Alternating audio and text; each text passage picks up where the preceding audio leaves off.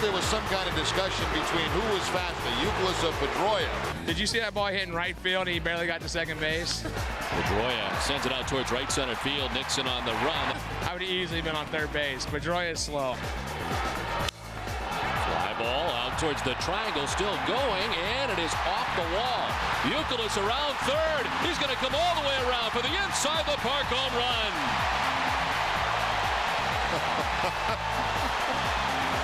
I'll probably go home tonight and still have to, lay in bed and still won't be recovered.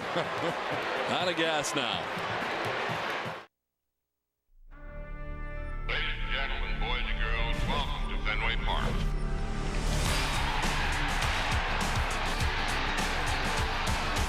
They struck him out, and the Red Sox win.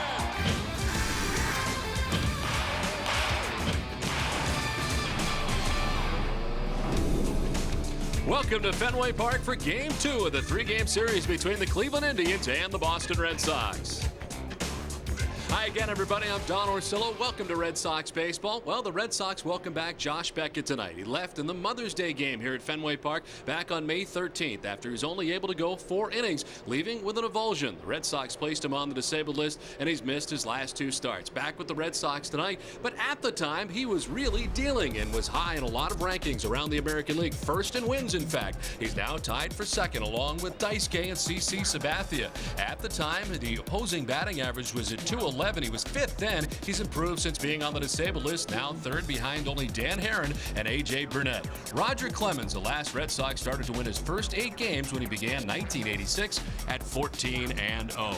As we welcome in Jerry Remy. Jerry, tonight, Red Sox certainly happy to have Josh Beckett back. Well, they are, Don, and Josh Beckett happy to be back. The Red Sox probably could have started him in his last start, but they were very concerned, and cautious with him. They want to make sure that this was not going to become a problem for the rest of the season, and you're right. He was on a terrific streak before going on. Now, the one concern you have after missing a couple of starts that he may not be as sharp as he was before going on the DL, and he has to be sharp against his Cleveland club. They gave him a very rough time a year ago. I remember a game we did last year in Cleveland where he gave up 3 home runs. Bassett got him for a grand slam, he got him for another one, and Victor Martinez, and they were all on fastball. They were just sitting on his fastball last year, and in that game, Don, he was throwing 95 to 98 miles an hour. Well, they're going to see a different pitcher this year, of course, if he doesn't come back rusty. One thing that the concern is he won't be able to throw the curveball, but there's no way they throw him out there today if he wasn't able to throw all his pitches. So the Indians will see a different pitcher tonight than they saw a year ago. 2 top teams in the American League going head-to-head for the 2nd straight night. It's the Indians and Red Sox from Fenway. First pitch is next. Baseball on NESN is brought to you by Southwest Airlines, the New England Subaru dealers, Foxwoods Resort Casino, your New England Dodge dealers, Rico, your local Lincoln Mercury dealers, Molson, and by your New England Toyota dealers. And good evening once again, everybody. Welcome inside Fenway Park for the middle game of this 3-game series between the Red Sox and the Cleveland Indians. The Red Sox have taken the field as 9, brought to you by Rico. Grady Sizemore back at the top of the order for the Tribe. He's in center field. Johnny Peralta at shortstop bats second. Travis Happner is the designated hitter.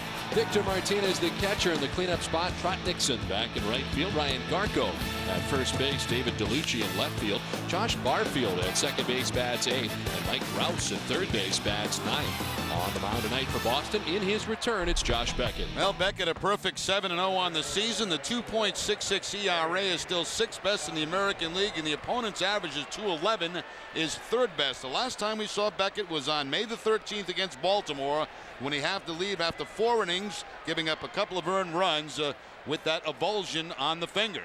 And we'll see how he bounces back against a team that last year gave him a lot of problems, the Cleveland Indians. It's Grady Sizemore to lead it off here for the Indians, the center fielder. And the first pitch of this one's in there for strike 1. Sizemore starting the night at .271 with 8 home runs and 24 runs batted in. The fine leadoff hitters get some pretty good pop with the 8 homers and the 24 RBIs. There's a good sign right there, right out of the chute. The second pitch of the ball game, a curveball from Beckett, and that was a concern. That's the problem that could cause that finger, but right away showing the curveball of the Cleveland hitters. Sizemore is 3rd in the American League in strikeouts, only behind B.J. Upton And Curtis Granderson as he takes ball 1-2. He's got 49 Ks on the season. And Granderson, of course, leadoff guys. And Curtis Granderson, similar as you pointed out, Jerry, last night with the good power numbers, but a guy who does strike out. The Indians are without Casey Blake, the American League Player of the Week. Of course, was hit on the hand in last night's game. A strange play for out number 2 of the 9th inning. As Cleveland tried to come back, he was hit on the hand, a little bit sore. Is available to come off the bench at some point tonight, but not in the starting lineup. And he was named the American League Player of the Week.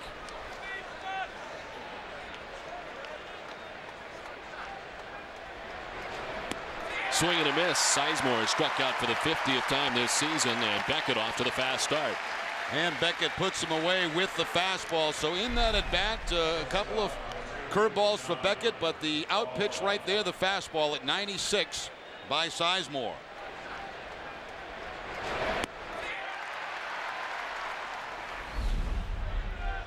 So 1 down, and it brings up Johnny Peralta.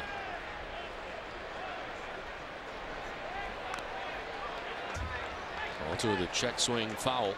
The shortstop, who starts tonight hitting at .283 with 10 homers and 33 runs batted in.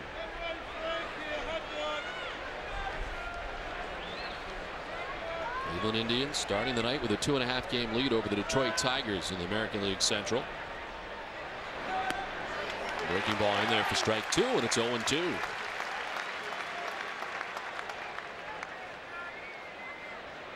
I guess the big question is, what are the possibilities of it coming back in that area? And what is that area looking like right now? And is it completely healed? As this one is fouled off to the right. Most of the throwing that Beckett did while on the disabled list was with a Band-Aid on that spot. And of course, nobody seems very concerned. You know, I mean, everybody you talk to, Terry Francona, felt that maybe he could have even gone last time, his last start. So if there was any question at all, he wouldn't be making this start tonight.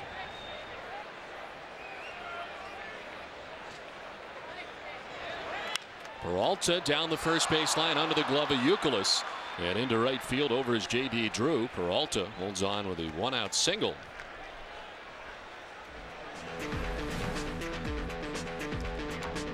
The Red Sox defense is brought to you by your Boston area Lexus dealers. They're 10th in the league with 33 errors. Mike Lowell at third base, Julio Lugo the shortstop, Dustin Pedroia at second, and Kevin Youkilis at first. Left to right, Willie Mo Pena, Coco Crisp, and J.D. Drew.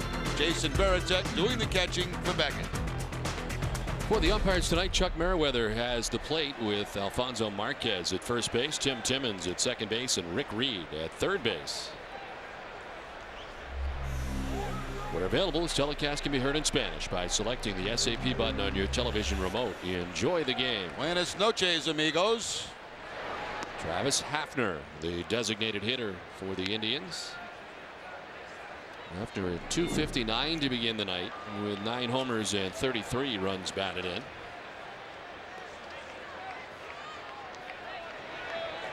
His 46th game as a DH. He has started 3 games at first base defensively, but not since April 29th against the Orioles, last time he was in there defensively. On a strike now to Happner. Happner 3 for 3 in his career against Beckett with a home run.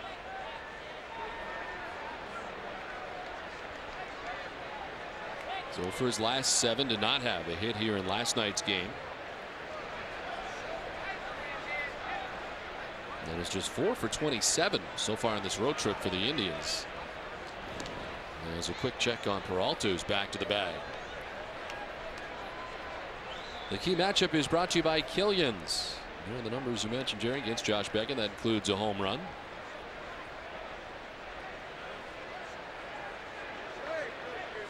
Indians are in the midst of a 9-game road trip. Kansas City, Detroit, and now Boston. They wrap it up here tomorrow night before heading home. As Happner gets down on the count, 1-2. In this lineup tonight for Eric Wedge, of the 9 guys, 5 have faced Beckett in the past. There's a lot of new names. Trot Nixon coming over to the club, and Barfield has not faced him. Rouse has not faced him.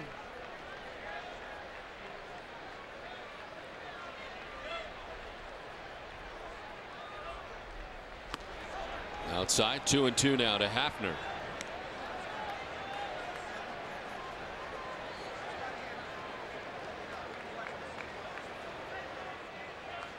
Indians so far on this road trip are 4-3. They took 2 out of 3 at Kansas City. Then they swept the 3-game series at Detroit against the Tigers, who are in second place behind them.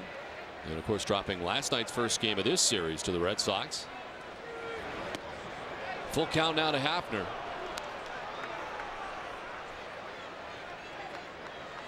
That base hit that Peralta got was on an 0-2 count, and of course that extends a hitting streak for him to 7 games. Ground ball right between the first base bag and Kevin Youkilis.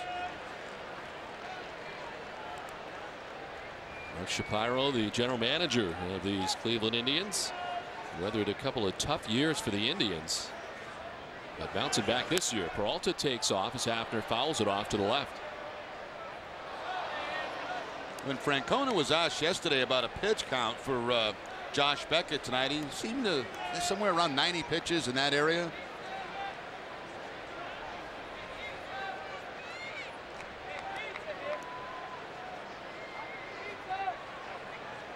Well, that's the thing. He was able to keep the throwing going during the disabled list stint.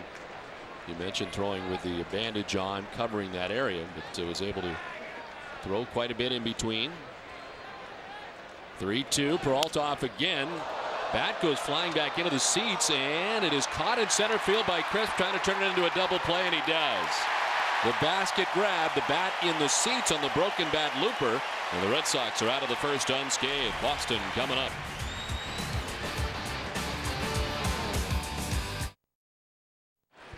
Back at Fenway, the Indians don't score in the top of the first inning. Red Sox coming up, and they face Jeremy Sowers. Well, last time out picked up his first win. That was against Kansas City. 7 innings in that game, 6 hits allowed, and only 1 earned run. Faced the Red Sox 1 time last year. It was in August, and pitched 5 innings against the Red Sox, allowing 2 earned runs. Had a combined record between AAA and Cleveland last year of 16-5. Not overpowering. He'll throw 2 different types of fastballs: the cross seam, the sinking fastball, a slider, and a changeup. Julio Lugo leading it off for the Red Sox here in the bottom of the first inning, and taking a strike to even the count at 1-1. 2 hits last night and a 2 for 5 showing in the first game of the series. He hits at .230 with 3 home runs and 30 runs batted in. Still just a 2 for his last 31.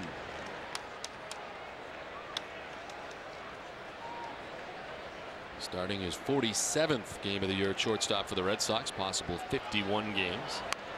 The bunt try to Rouse, barehanded, can't get it, and on is Lugo. You might as well try it. You got a new third baseman down there, and why not try him out early? That's an excellent play by Lugo, and what Rouse did, he came straight in instead of going toward the line. See him charging in. A lot of third basemen will go toward that line first, then charge, and it gives him a better chance and a better angle to make a throw. Tried to barehand it, could never get a grip on it. Second bunt single of the season for Julio Lugo, who's at first base to begin things here in the bottom of the first inning. There's Coco Crisp.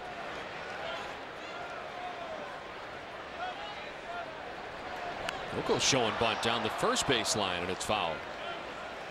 That might be a new Red Sox record, 2 attempted bunts in a row.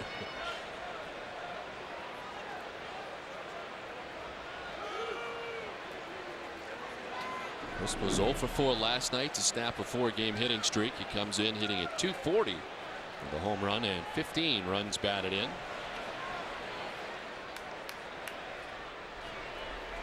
They've been 6 for 17 in the 4-game hitting streak. Waiting on an 0-1 pitch from Jeremy Sowers. The pitch out, and Lugo not going anywhere at first base. Mentioned Lugo trying out that third baseman, Mike Rouse. It's only his 5th start at third base this season for the Indians.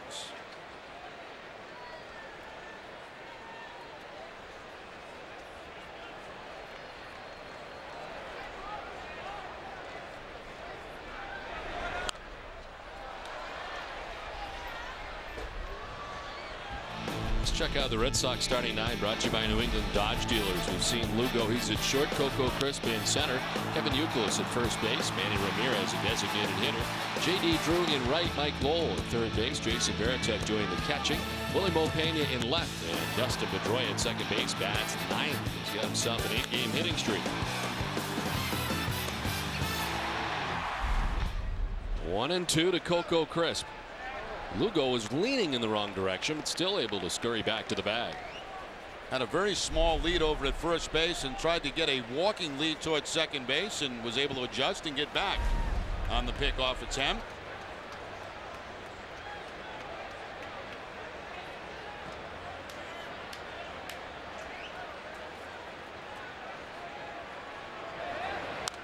Coco fouls it off to the right.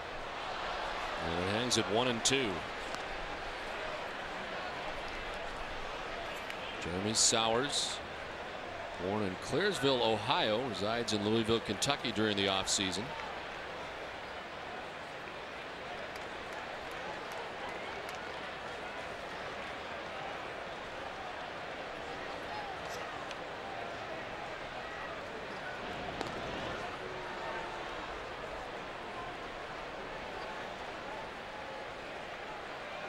Player Profile is brought to you by Sovereign Bank, the official bank of the Red Sox cable network.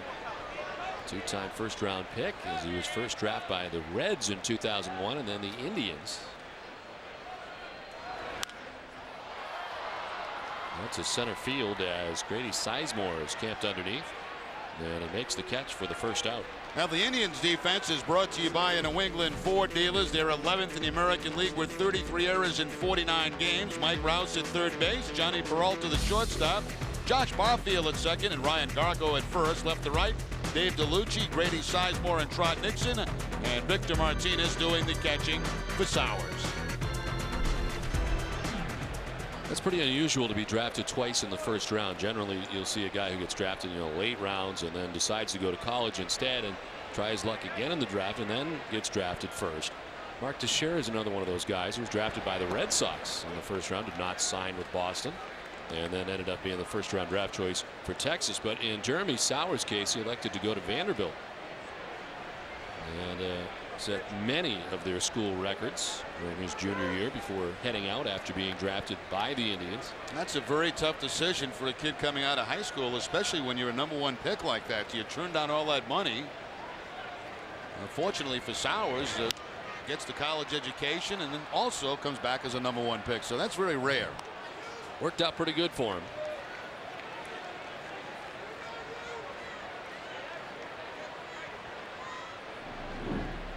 Kevin Youkilis at .354 with 7 homers and 28 runs batted in. Youkilis beginning the night 4th in the American League in batting average at .354. Jorge Posada on top of the American League hitting at .363. To left field. Back goes DeLucci at the wall. It is off the wall. DeLucci playing the carom over the shoulder, falls down as he throws. Lugo trying to score and will, the first Boston run of the night.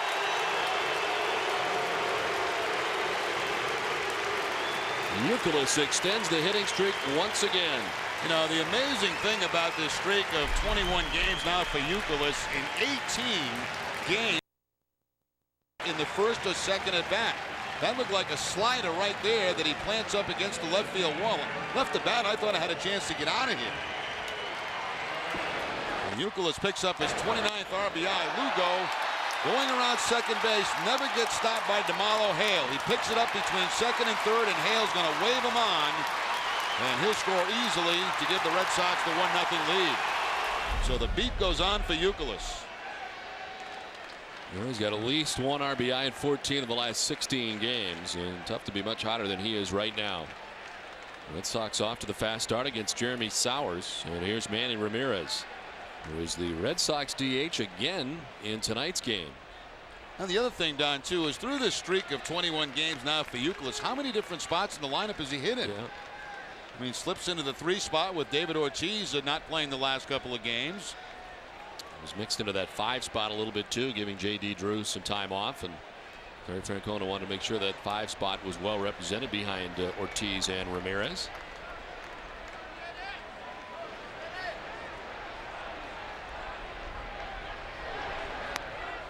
Pitch outside to Manny. 1-0. Terry Francona asked before the ballgame about David Ortiz and his availability tomorrow, and that's still very much up in the air. Well, what they have to balance, I think, is you have an off day on Thursday, and does the 4 complete days off beginning of the week help him? That's the thing. If you put him in tomorrow and he's not 100%, you've got that off day on Thursday, which gives him 2 more days.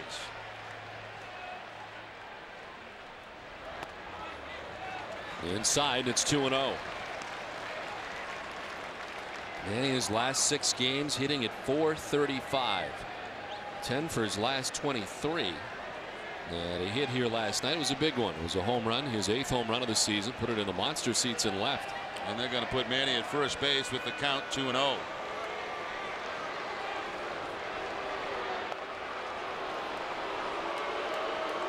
So J.D. Drew waits on deck. 3rd intentional walk of the season for Manny Ramirez.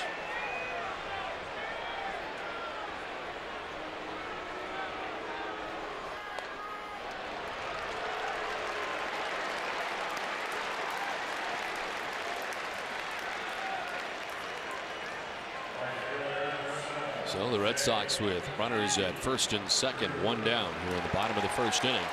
And here's J.D. Drew. He starts tonight at .238 with 2 homers and 16 runs batted in. He was 1 for 2 in the game last night with an RBI double. Walked a couple of times.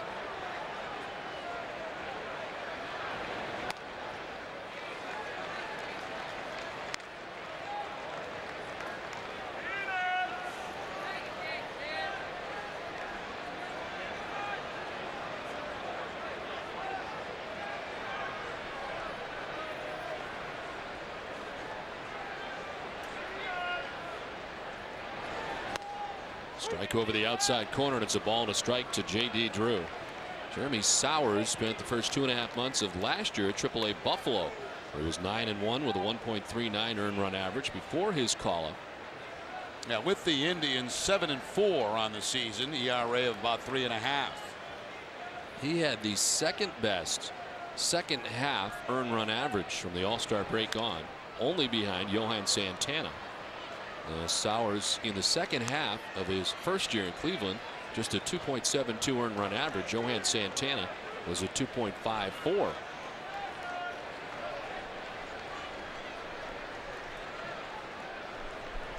Just turned 24 years old 2 weeks ago. And his best stretch was when he won 6 straight decisions last year between July 22nd and September the 5th.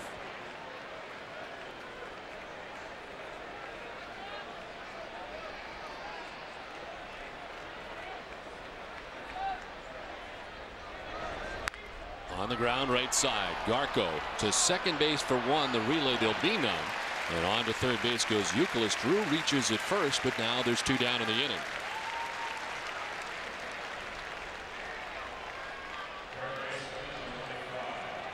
Now so far the walk to Manny Ramirez paying off as Garco throws it over that right shoulder. Ramirez, no chance for Peralta to turn the double play on J.D. Drew.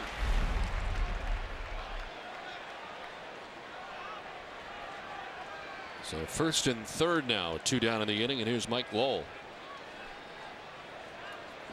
Make it 328 with 9 homers and 39 runs batted in. Had a hit here last night, 1 for 4 with a double and a run batted in. Ball 1 from Sowers. Lowell 8th in the American League with his .328 batting average to begin the night. And 6th in runs batted in with 39, tied with Justin Morneau, last year's American League MVP and first baseman for the Twins. Fly ball to center. Grady Sizemore camped underneath, puts it away. The Red Sox get a run and lead it 1-0 at the end of 1.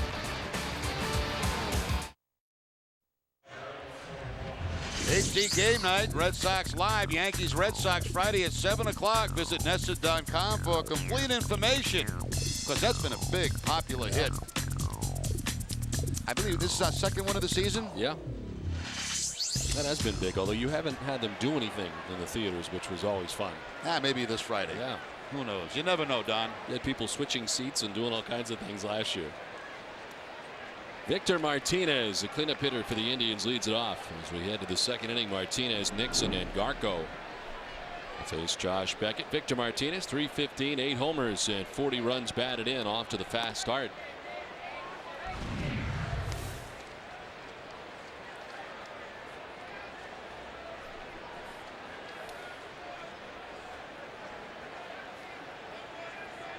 Martinez with a couple of hits here last night, 2 for 4 with an RBI in the first game of the series. Lifts the fly ball foul down the left field line, back and out of play. First changeup by Beckett there, so we've seen all his pitches, his fastball, his curveball, and his changeup.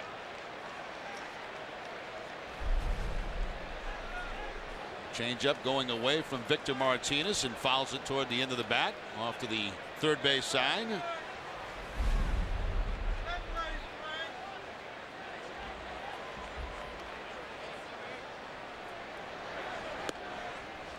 Victor Martinez, since the beginning of May, over the last 25 games, he's hit at .330 with 6 homers and 21 runs batted in. And we mentioned those HD game night. Those are at the Showcase Cinemas, and of course, for more information on those, visit NESN.com they have the complete schedule on there of the participating theaters and what games are going to be on this year. So when you get a peek at NESN.com, they'll give you all that information on what games we're going to have in HD and those Showcase Cinemas and the locations. Nixon waiting on deck. Indians in their blue jerseys tonight. They went with the gray jerseys last night, mixing it up here a little bit after the loss last night. Martinez hits it high and deep to center field. Chris back onto the track to make the catch front of the wall.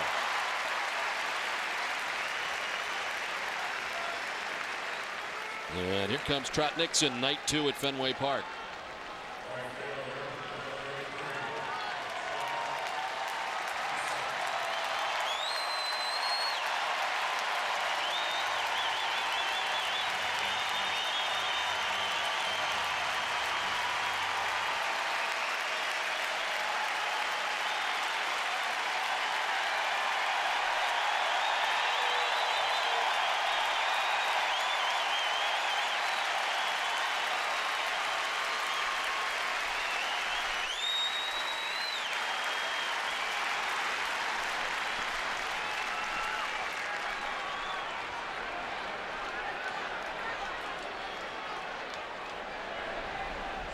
Well, Josh Beckett doing the same thing that Kurt Schilling did last night, stepping off the back of the mound and letting this crowd respond to the introduction for Trot Nixon. Well, Trot settled in very nicely last night after that introduction. Had a single. This time he hits a fly ball to center field at Coco Crisp, and there's 2 down. Let's check in with Tina Servasio. Tina? All right, Don. Well, earlier Jerry already mentioned how Terry Francona said that Beckett probably could have pitched 5 days ago. But before the game today, the manager explained why the staff was just being so careful. I think we were probably overly cautious, which I think in the long run will be rewarded. He could have pitched the other day, but DLing him and giving him a chance to throw on the side and be ready to come out and pitch, I think is the right thing to do. And now we can go into this start with not as much concern. And now more talk about that infamous Band-Aid. Beckett throws all of his side sessions with the Band-Aid, even when that finger is absolutely perfect, no cut, no blister, nothing. And then when he's warming up in the bullpen before starts, such as today, he wears that Band-Aid. It's always on except for those last 10 or so pitches, just so he can get a feel for his breaking pitches, and then Beckett's ready to go. Well, Jerry, it appears they have the opportunity to be overly cautious with the lead the Red Sox currently have, not only with Josh Beckett's situation, but with David Ortiz. They get quite the pad right now. This is popped up back of second base into shallow center. In comes Crisp. He'll handle all 3 outs. It's a 10-pitch 1-2-3 second inning for Beckett. I agree, Don. 1-0 Red Sox. Last half of the second inning, Red Sox on top 1-0. The bottom third of the order, Varitek, Pena, and Pedroia.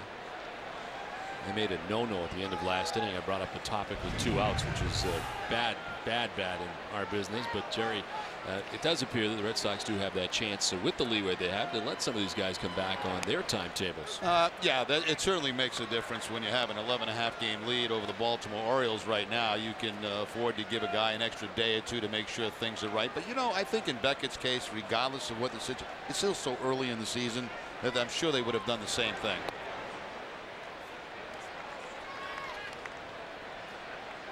The thing about it is the Red Sox have a pretty deep club, you know, and for example, a position player like David Ortiz misses a couple of games. You go to Ortiz hotter than a pistol right now. You put him in the 3 spot, he continues to hit. They got veteran guys on the bench, guys like Cora, Hinsky, you know, so they're pretty deep. They're pretty deep on the bench, and of course, you'd never like to see a starting pitcher miss a turn at all. But the fact of it, it's only 2 and it's only this time of the season. That's a great thing. And in his absence, it's not like the Red Sox missed a whole lot. They didn't miss a beat, playing very good baseball as Varitek's retired at first base. 4-3, 1 down.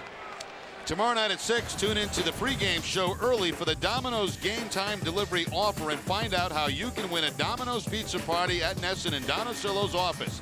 Don't miss out. Catch the pregame show tomorrow at 6 for this week's Domino's Game Time Delivery offer. Great. You're going to have a clown there. You're going to have balloons. Balloon guy. And go by the office. Have some pizza. You get to see Don's little baseball caps that he has all over. He changes them when the standings change. Julio Pena back in left field for the Red Sox, fouls the first pitch off. You know, quite honestly, I don't understand. And of course, I guess it's not my business because I don't run NESN, but it would kind of make sense to have tours through NESN, wouldn't it? Sure. I mean, see the HD studios, meet some of the personalities who are there, see your office, see Tom Caron's office, see the green room. I mean, I think people would be interested in stuff like that. Yeah. And they're beautiful studios. They are. Picturesque studios in Watertown, Massachusetts. Brand new studios. Yeah, I would think there'd be a great deal of interest in going through NESN. Yeah, one thing, people love to be on TV, you know, and you can actually put them in HD there, you know, with the big cameras and let them sit at the maybe TC's desk. Oh, I don't know about that. I think old TC would like that, really. Oh, TC would love that.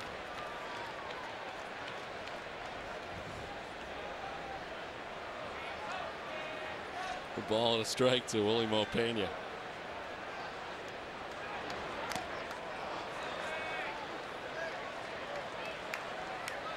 And hitting at .250, 3 homers and 6 runs batted in.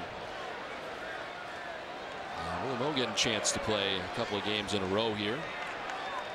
He was 0 for 4 in the ball game last night. 2 of his 3 home runs were off left-handed pitchers. Framed by Martinez, but it's ball 2, 2-2.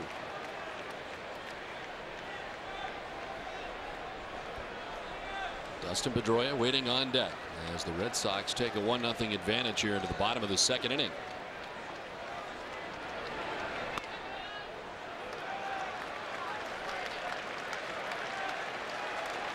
Sowers gave up a run in the first inning to get out of any further trouble. Red Sox left runners at first and third. We got Mike Lowell to fly out to center field for the final out of the first inning.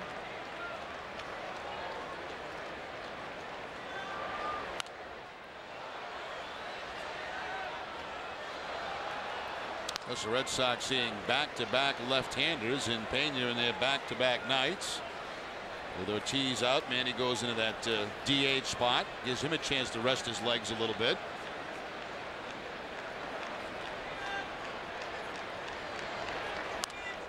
Fouled off again. The bat continues for Julio Pena. A 7-pitch at bat so far. Yeah, Manny's played in more games than anybody else so far this season. Tonight marks his 50th game of a possible 51. And that's really no different than any other year. Manny in there every day with the exception of the end of last year. To center field, struck well by Julio Pena. Sizemore is back and he makes the catch over the shoulder right in front of the wall. What a catch by Grady Sizemore. Boy, he got a great jump on that too, and that's hard to do. A ball that's directly over the center fielder's head. And Grady Sizemore covered an awful lot of ground. Now this is a kind of a line drive. It's not a fly ball where he has a lot of chance to get under it. Checks the wall, makes the catch, and then hits that padding on the wall. It's amazing to me how outfielders can take their eye off the baseball like that to check out where they are and then turn around and pick up the baseball again. Running as hard as they can. Exactly. The eyes are bouncing all over the place.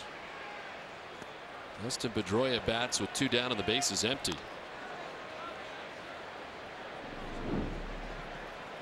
Pedroia at 298, 2 homers and 10 runs batted in. And a very good stretch right now. It's 3 for 3. A couple of doubles last night. As he pops it up, foul ground. Martinez and Garco. It's Garco, the first baseman, who makes the catch, and it's a 1-2-3 second inning for Jeremy Sowers. We played 2. It's 1-0 Boston.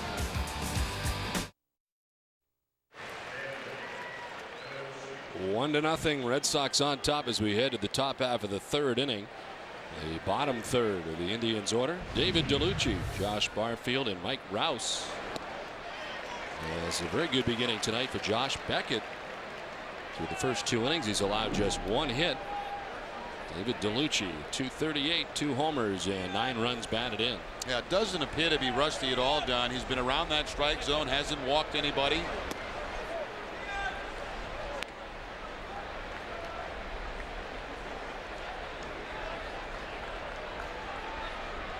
David DeLucci had a hit here last night, was 1 for 3 in the game. Signed by the Indians as a free agent this past offseason. The fly ball to right field. J.D. Drew's got it lined up.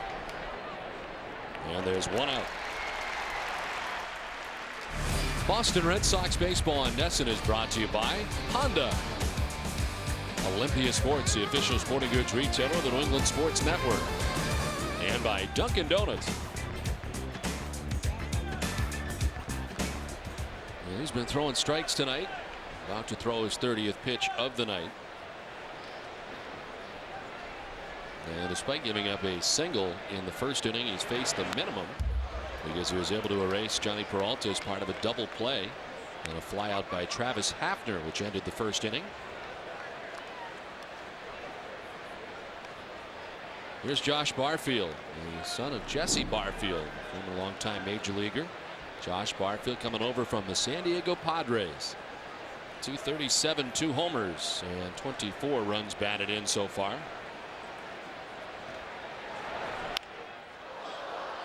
Trying to kick it that time was Beckett, but a nice play turned in by Lugo. Grabs it back by second base and throws out Barfield. Did that get a piece of Beckett? Because that looked like it slowed up a lot. Yeah, it did seem to slow down.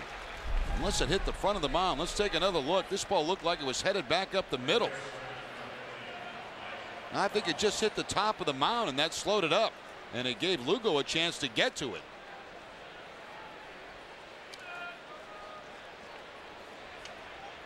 Beckett does try to kick it, but I don't think he makes contact with it. I think it's just the front of the mound that it hits, and it just kind of bounced straight up after that. Yeah, it didn't look like he got it on the replay. As there's 2 down, 6-3 on the put out of Barfield. Mike Rouse in the lineup tonight. And the start at third base. Casey Blake, hand bothering him a little bit tonight after being struck by a pitch. One-time member of the Oakland Athletics organization, claimed off waivers last September.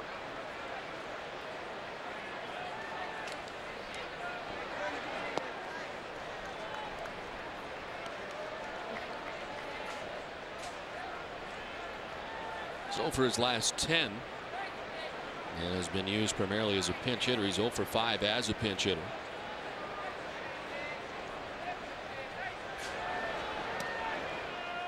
Beckett falls behind 2-1.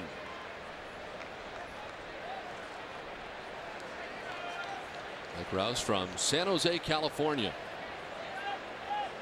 and played in 8 games with the Oakland A's last year. His only major league experience prior to coming to the Cleveland Indians.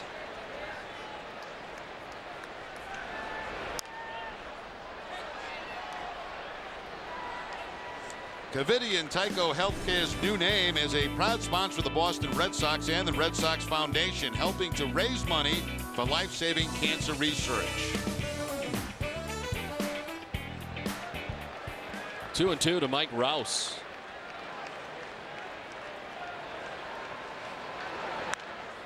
Pops it up foul. Lowell giving chase, but that'll get back into the seats.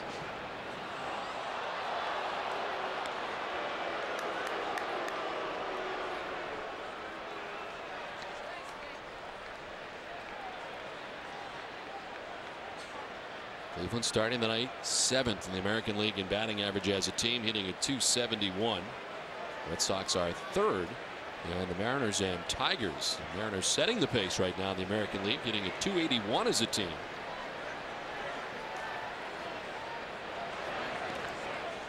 All in the dirt. And as far as runs scored, the Tigers have moved just ahead of Cleveland, who is 2nd. The Red Sox 3rd in runs scored in the American League.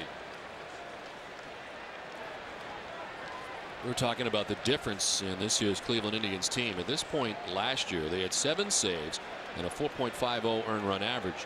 This year, at this time, the Indians with 17 saves, 4th in the American League. As a swing and a miss for Rouse, second strikeout for Beckett. 2.5 done, 1-0 Red Sox.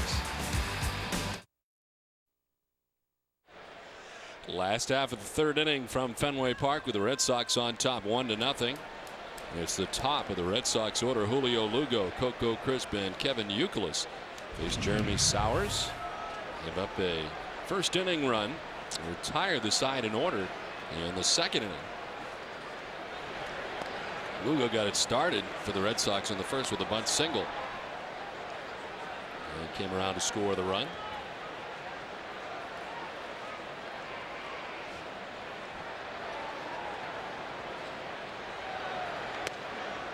On the outside corner, and Lugo's down 0-2. Didn't like either pitch. Change up from Sowers, and Lugo thought this ball was down and away.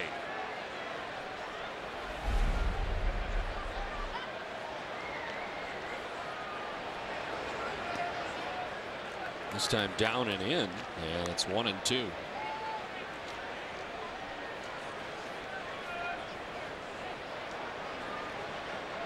Indians are 8th in the American League in earned run average as a staff, 4.43 coming in.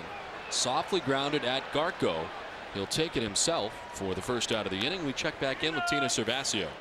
The big debate continues in the Red Sox clubhouse between Kevin Youkilis and Dustin Pedroia. Who's faster? It keeps going on.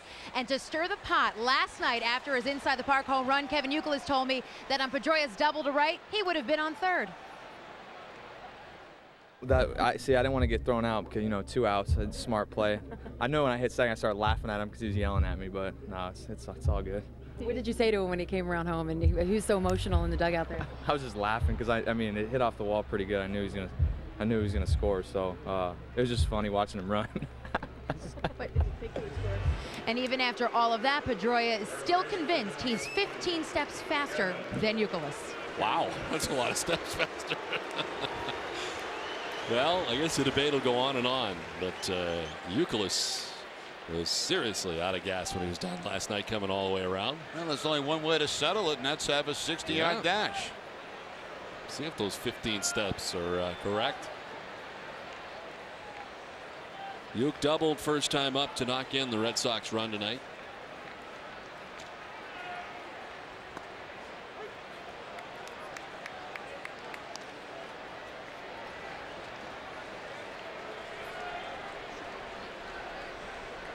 Youkilis with that double, now 21 straight games with a hit.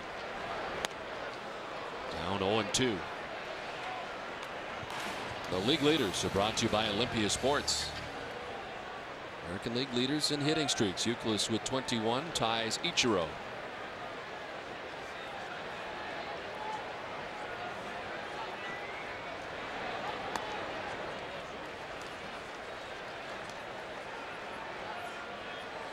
When Ichiro was here at Seattle, had a tough series, but he's up to 335 now for a batting average in the top 10.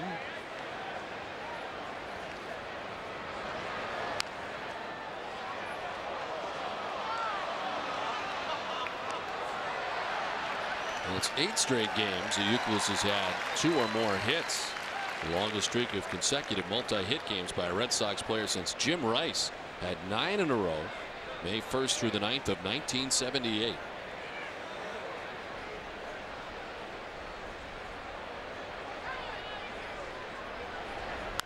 On the ground by the dive of the third baseman, but Peralta's long throw is picked out of the dirt nicely by Garco. Dug it out, and on the stretch able to retire Youkilis. We played 3. It's 1-0 Boston.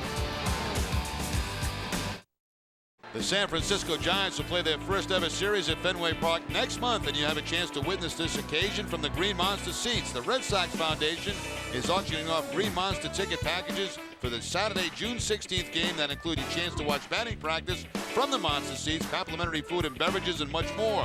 To enter for your chance to win and benefit the Red Sox Foundation, visit redsox.com and click the Foundation ticket auction link.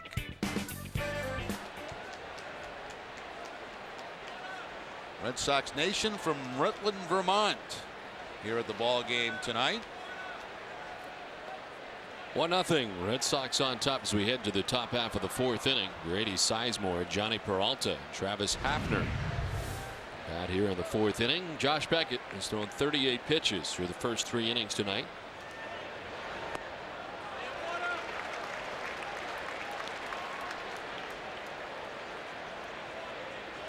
Sizemore, a strikeout victim in the first, one of 2 strikeouts tonight for Josh Beckett. He also struck out Mike Rouse to conclude last inning.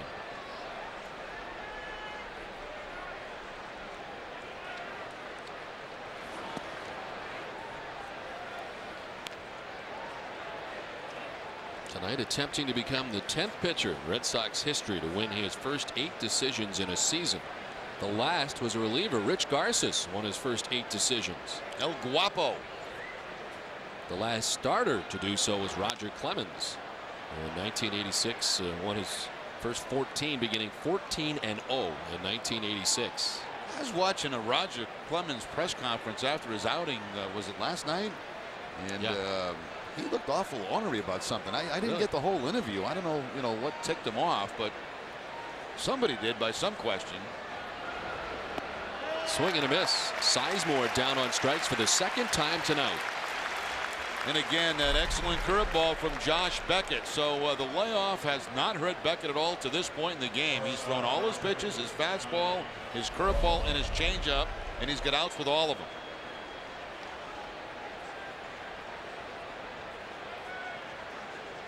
One down for Johnny Peralta, single to right field, the only base runner of the night so far for the Indians.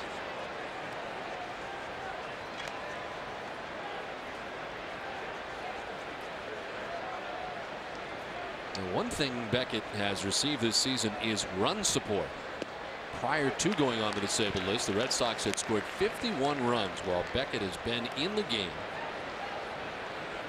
averaging a major league best 9.06 runs per 9 innings. Now he's getting the most on the Red Sox pitching staff at 7.6. Matt Suzaka is next with 7 runs per game, and then you go to Schilling at 5.3. Yo-Yo Tavares at 4.2 and Wakefield at 3.9.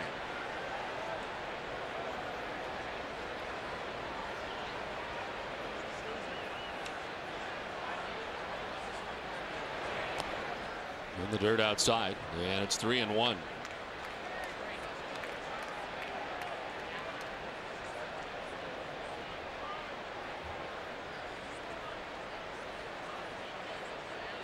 Beckett with 38 wins since the start of 2005, 5th most in the majors in that span. And 15 wins for the Marlins in 2005. And there's something the Indians didn't see a year ago, a 3-1 changeup from Josh Beckett. Sitting on the fastball, Beckett comes with the changeup, even though it's 88 miles an hour, off speed enough to fool Peralta.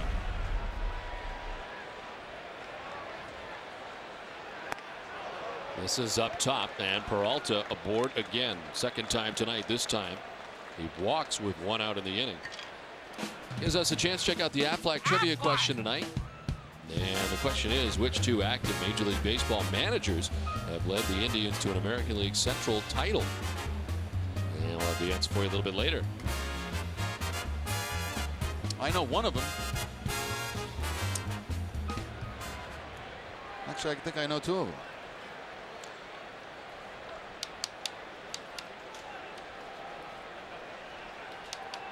One's in the American League, one's in the National League, I think. Yeah.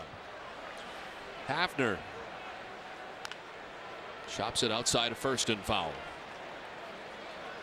Well, we're here at Fenway Park in Boston. Don Orsillo, Jerry Remy, and Tina Cervasio bringing you Boston Red Sox baseball in high definition and in Dolby Digital 5.1 surround sound on NESN.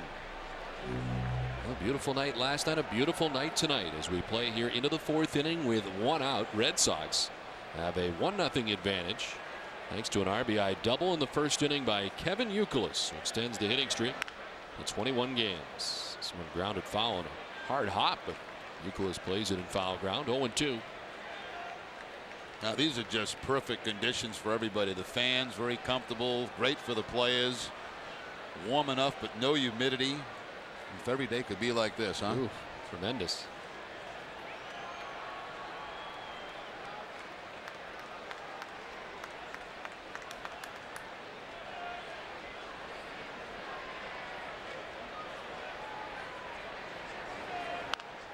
On the ground towards second. Pedroia to second for 1. The throw to first in time. Kind of slow and developing, but it all works out. Inning ending double play. 1-0 Red Sox lead. Webb is proud to be the official supplier of plumbing, heating, and cooling supplies for the Boston Red Sox. To learn more about how FW Webb can help you, contact your local professional contractor or visit fwwebb.com. FW Webb, we've got it. Last half of the 4th inning, Manny Ramirez, J.D. Drew, and Mike Lowell. The Red Sox on top 1-0. Manny intentionally walked in the first inning by the Cleveland starter, Jeremy Sowers.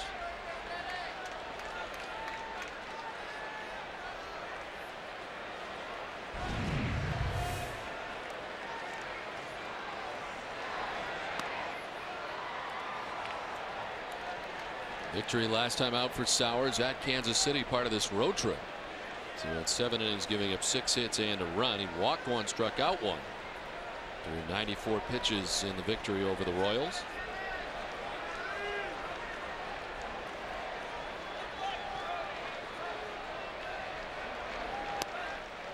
And it's his only win of the year as he comes in at 1-4 into tonight's action. A 6.29 earned run average.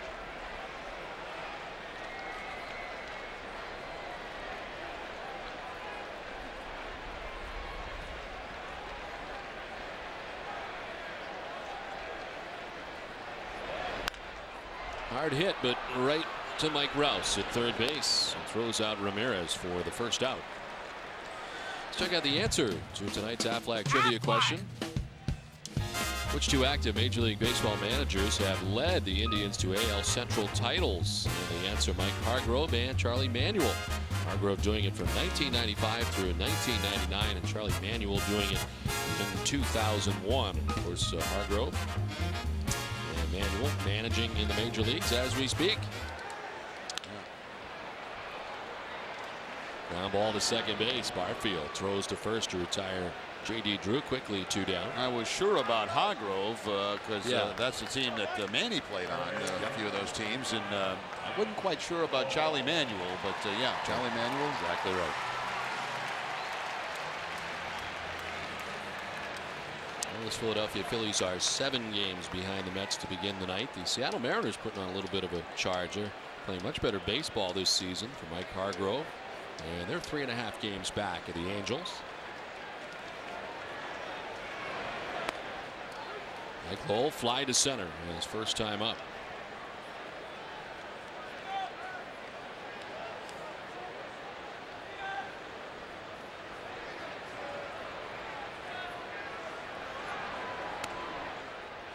Remember Charlie Manuel having some health problems throughout his stint with Cleveland as the manager. Grady Little doing some managing in his absence at the time.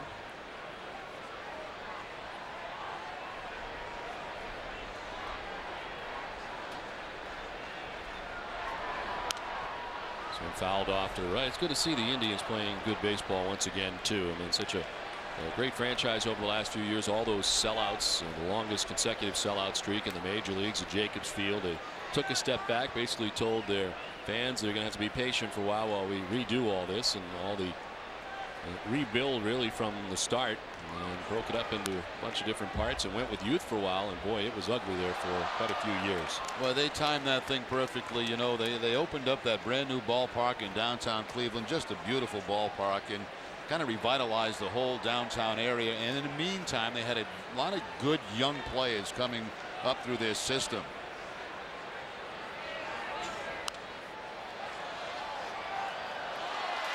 Well, the year before last, they kind of put it all together, made the run for the postseason, just missed it, and figured that last year they were going to build on that kind of momentum, and it just didn't happen last year.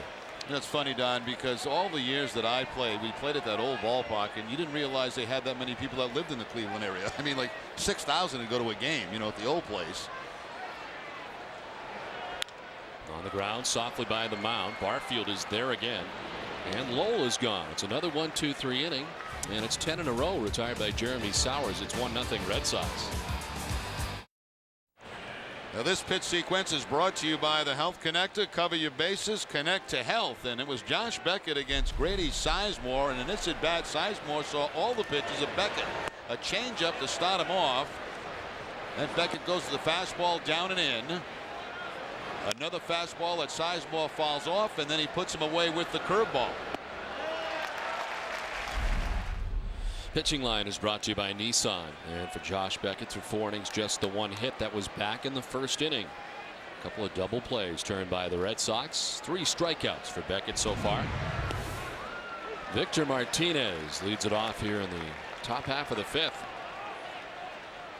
Fly to the warning track in center field, first time up.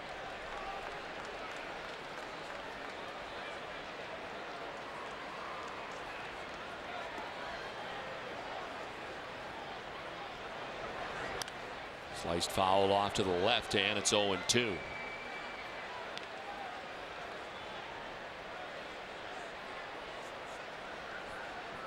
Only 2 base runners tonight, and it's the same guy, Johnny Peralta. He singled in the first and walked last inning, and that's been it. Against Josh Beckett, he's retired everybody else.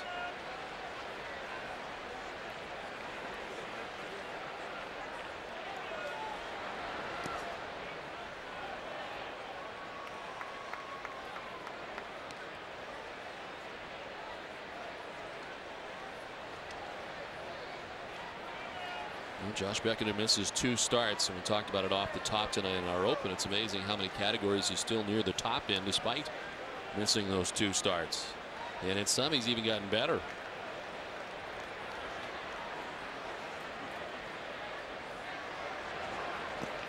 Pitch in the dirt, and the count now 2-2.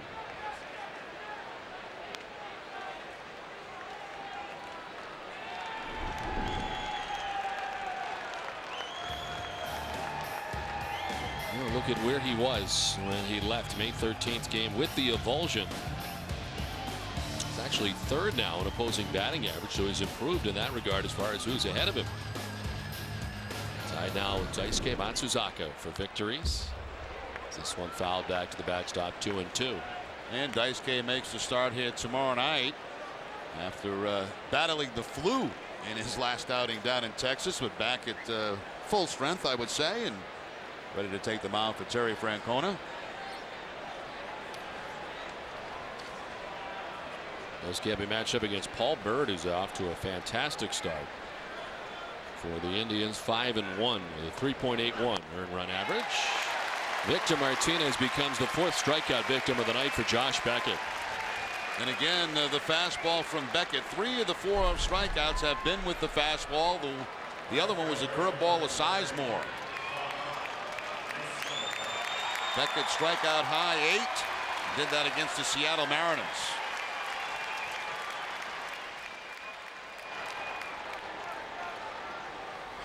One down, and here's Trot Nixon. Flied out to center field, first time up.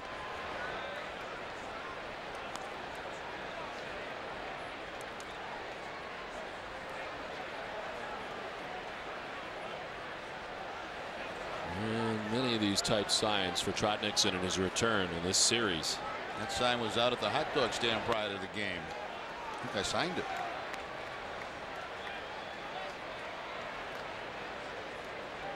Yeah, that's my scribble. Trot Nixon signs everywhere on Yorkie Way. Strike to Trot. It's 2-1. A look back. Chuck Merriweather.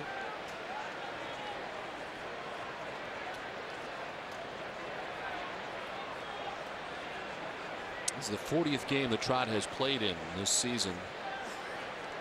And the key for Trot is staying healthy, as we all know. And so far he has been as a member of the Indians this season. And it is that reckless and abandon which he plays with that sometimes is detrimental to Trot Nixon.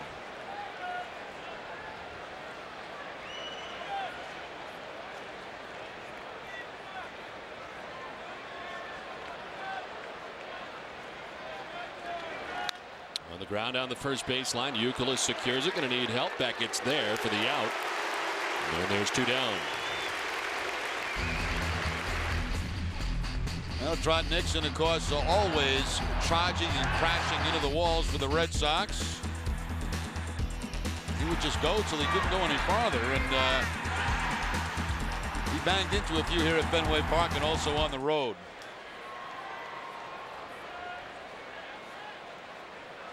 Well, last year for the Red Sox in his final season in Boston, playing in 114 games. We'll go back to the championship season and during the regular season of that year, playing only 48 games. And the injuries just following him around those last couple of years. To third base, and on the half hop, Lowe's got it. It is another 1-2-3 inning for Josh Beckett. Halfway through this one, it's a 1-0 Boston lead. Remember that if you need medical care while at Fenway, visit the Beth Israel Deaconess First Aid Stand behind Section 12. Beth Israel Deaconess Medical Center is the official hospital of the Boston Red Sox. Last half of the 5th inning back at Fenway Park. Red Sox on top 1-0. There's Jason Varitek. Leads it off for the Red Sox. Gets Jeremy Sowers, who has now retired the last 10 Red Sox in a row. Varitek grounded out to second base, first time up. You know, Don, you asked me on the last trip about the blood drive that the Remedy Report sponsored up in Springfield at the Mercy Medical Center. We're happy to announce that we raised over 200 pints of blood. That's pretty good. Very nice. That's very impressive showing up there in Springfield. So thank you for everybody that came out. And of course, with that, they got autographed T-shirts and a chance to win 2 tickets to a game in September here at Fenway. One other thing. Yesterday I was down at the hot dog stand. And for the first time, I met a lady who won the 2 free tickets that I give away every day. Yep. And of course, she had her nice pizza, Pettucci's, and soft drinks, and came to the game, and she was so happy.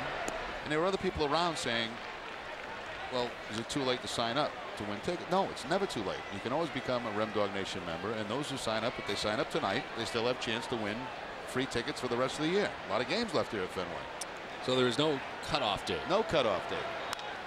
Varitek hits it high and deep up by the light towers and gone over everything. The captain on his 5th home run of the year puts the Red Sox on top 2-0, and a mammoth blast it was.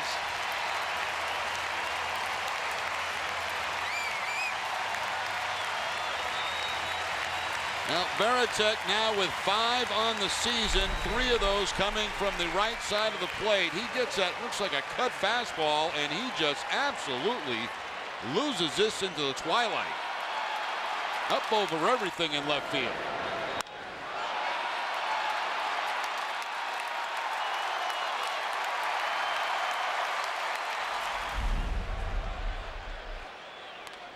Well, that's breaking up a string, as 10 in a row had been retired by Sowers.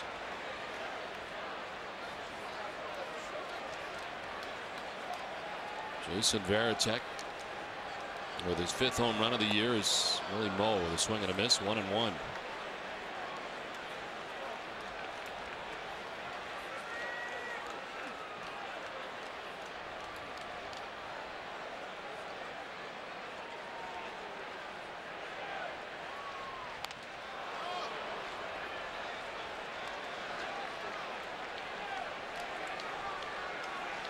He flying to the warning track in center field, first time up back in the second inning.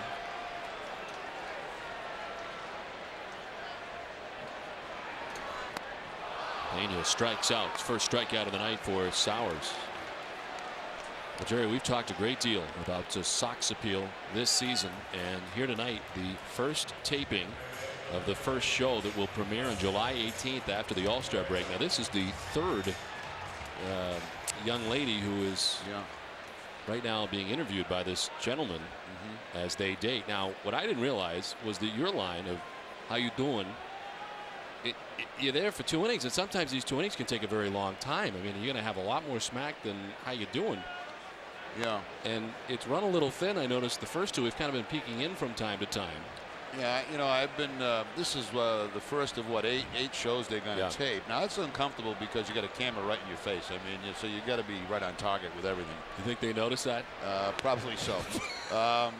But we've been able to take a glimpse, you know, of this is the third lady now that's with this gentleman, and you know, it's hard to predict. It really is. It's hard to predict. I have a personal favorite that I think that he may choose. I'm not sure she's going to accept, but we'll see. Yeah, that's all coming up. When is that, in June? July 18th. July 18th. After the All-Star break. Now, see, I have no idea. I don't want to give any of these trade secrets away. I know Russ Ken's very nervous right now as we discuss this, but I don't. We've seen all three, and all three it seems to be going very well. So I don't agree. You don't think so? No, I don't agree. To center field and in for a hit as Sizemore cuts it off, but it's a 1-out single for Pedroia. See what it is? It's 3 dates of 2 innings each. So this gentleman has 2 innings to throw his stuff on the young lady, and then in the 7th inning stretch, he makes a decision on which one he would like to date, and then she can say no. Right. Well, that's the thing. I mean, that's the tough. That's the tough thing. He's got to figure that out. So, as I said, we've been peeking in, and you've seen some signs of flirtatious looks. The throwing of the hair, the grabbing of the ear. You know, certain things that lead you to believe that maybe one may have a little advantage over the other. But there's one that I think is out already. That's just my personal feeling. Oh, you've already got somebody out. Yeah. This looks to be going well. She seems very interested. He should make eye contact. He's got to look at it. It's hard, though. She decided to sit right next to him. Huh? She sat right next to him. It's kind of tough. She's the first one that pulled in right next to him. Yeah. The other ones were across where he could make eye contact. Yeah, but you got to make eye contact. You can't be looking at the camera. I mean, this guy looks like he's a camera hound. You know. Now she has not left his eyes. Notice? Yeah, she's locked in and look. Oh, look at that look. See? Yeah. Big smile. So it's going to be good. Does the camera have to be that close? Yeah, it does. Because that's Hollywood. That could be an issue.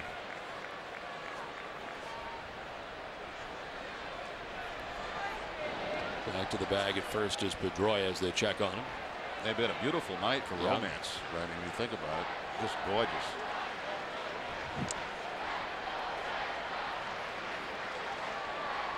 Oh, is that a full moon? Completely full? It's pretty close.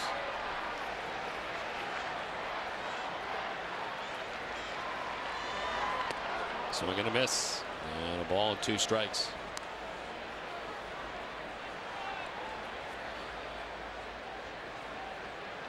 Lugo with a bunt single in the first, came around to score. Grounded out to first base in the 3rd inning. Red Sox have added a run here in the bottom of the 5th thanks to a leadoff home run by Jason Varitek. Roy has got himself a single at first base with 1 down.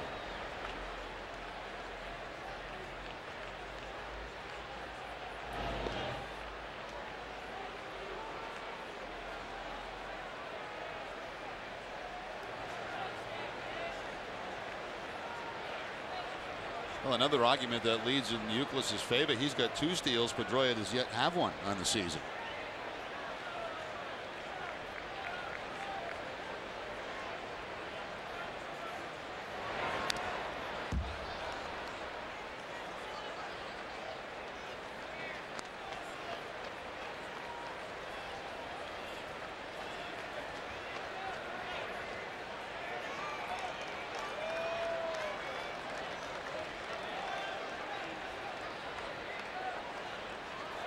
Over Pedroia's minor league numbers from last year, he had just 1 in 111 games in Pawtucket.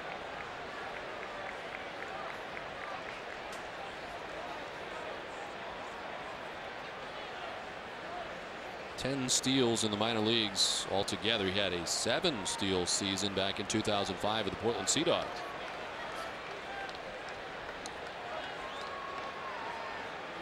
One and two the count.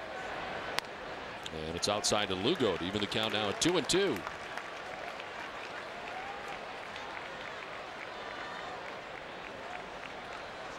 On deck is Coco Crisp. Red Sox batting here in the bottom of the 5th inning. On top 2-0 now of the Cleveland Indians.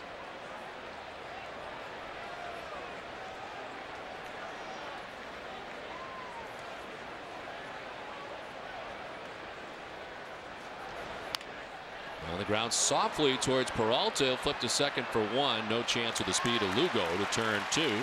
But they do get the lead runner and Dustin Pedroia at second base. And there's 2 down in the inning. The road to Fenway continues Thursday night at McCoy Stadium as the Pawtucket Red Sox take on the Columbus Clippers live at 7 o'clock. See the Stars of tomorrow play today, Thursday night at 7 only on NESN. You know, infielders can read whether they're going to be able to make a double play or not. And of course, with Lugo's speed, Peralta knew right away that there was not going to be a chance for a deuce. So he just took his time, gave a nice underhand flip to Barfield to get the sure out. Then Barfield, for some reason, he thought he could turn the double play. But there was no rush by Peralta. And of course, at first base, not even close to get Lugo.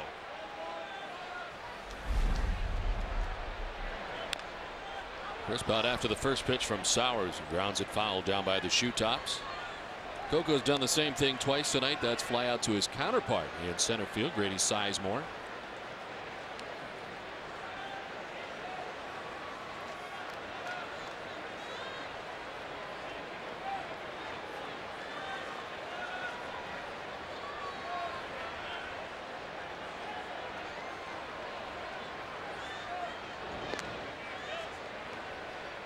You know, Don, when you think about that dating game, Sox appeal. Yep. Actually, these innings have gone pretty quick tonight. Yeah. In the early going, so there hasn't been a lot of time for them. You know, Tougher to make his decision.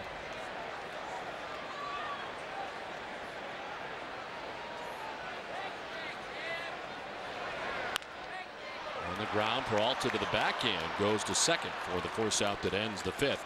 A solo home run by Jason Varitek has the Red Sox on top now 2-0.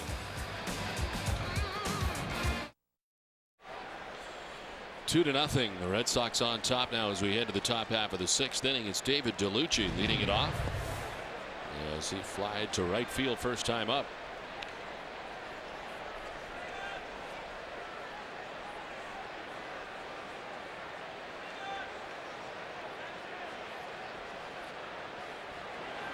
DeLucci, Barfield, and Rouse in the inning.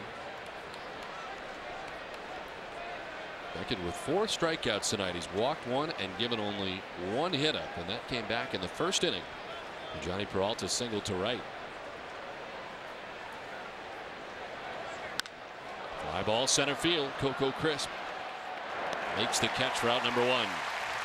Well, the New York Yankees come back to Boston this weekend for a 3-game series. NESN's continuing rivalry coverage kicks off with Friday Night Fenway, presented by Team Sully Mack, live at 5:30.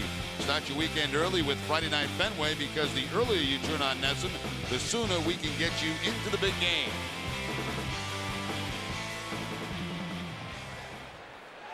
One down here in the 6th inning brings up Josh Barfield, who grounded out to shortstop first time up.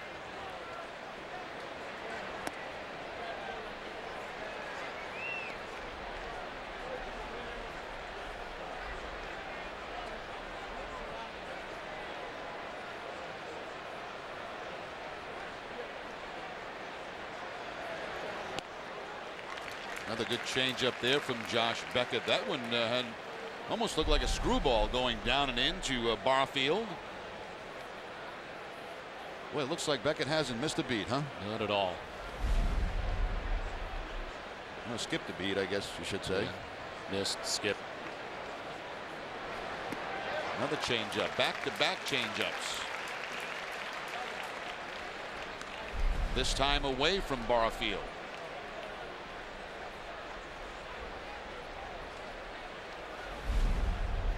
Breakdown for Beckett. Most he's thrown in any inning was the first 16.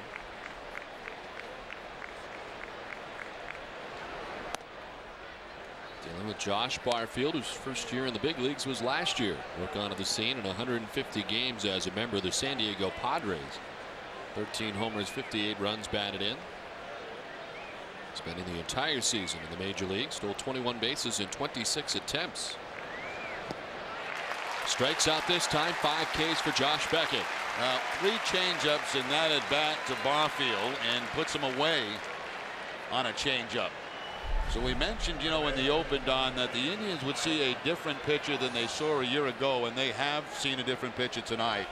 And the thing that's impressed me with the layoff, only 1 walk in the ball game. That came back in the 4th inning. It was quickly erased by a double play. Those 2 starts against the Indians, which he had a 13.97 earned run average in the 2 games, and the one at Cleveland was difficult to watch.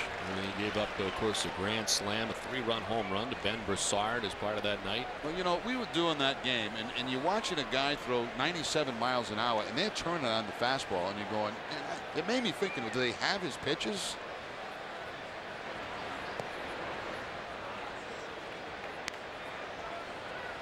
And that was unbelievable. And unbelievable to Josh Beckett, I'm sure, as well. And a much different Josh Beckett here against this Cleveland Indians team this time around.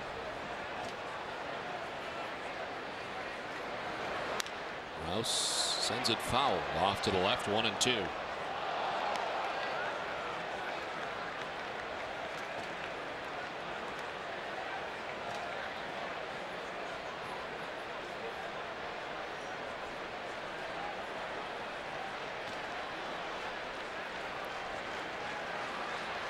Tired the side in order for the 4th time tonight as he misses 2-2. Talk about Beckett changing things up. 10 of the 18 batters he's faced, first pitch fastballs, the other 8 off-speed pitches, whether it be curveball or changeup. So a good job of mixing things up.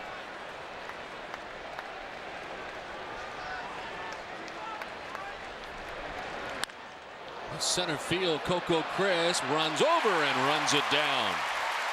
Another 1-2-3 inning for Josh Beckett. 5.5 in the books. 2-0 Red Sox.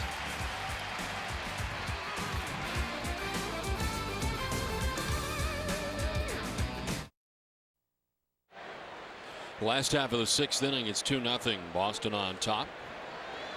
A run in the 1st, a run in the 5th.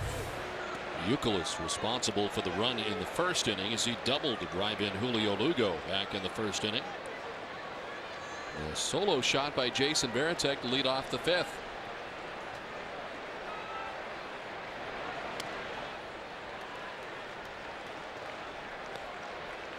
Sauer's now at 80 pitches as he works here in the last half of the 6th inning.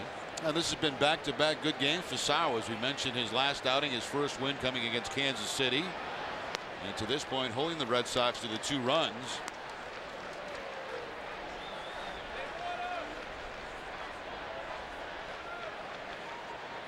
Ortiz talking to Andrew Crosby, who is manning the dugout tonight for Boston's finest. Andrew Crosby was a longtime bat boy here at Fenway Park for the Red Sox and actually left the Red Sox clubhouse staff to become a police officer. And his first night in that capacity back here in the dugout.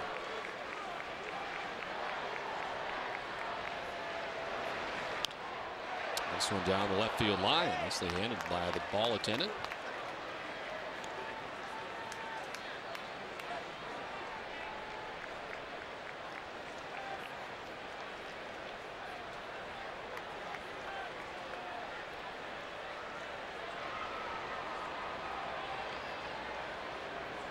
The 2-2. Youkilis drives it to deep left. Has it got enough? Yep, into the monster seats. Youkilis has gone deep for the 8th time this season and puts the Red Sox on top 3-0.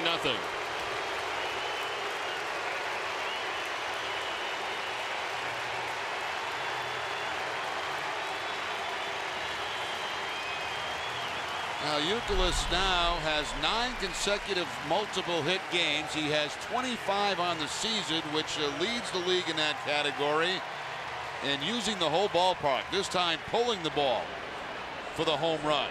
So he doesn't have to sprint around the bases tonight. He can go into the home run trot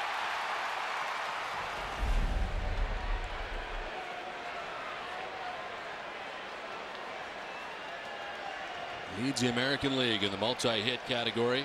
It's now 9 consecutive games as Manny takes ball 1.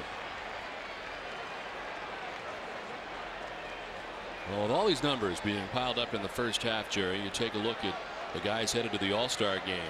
And, of course, Kevin Youkilis's name does not appear on the ballot this season because it is in a National League ballpark. David Ortiz's name is in that first base spot.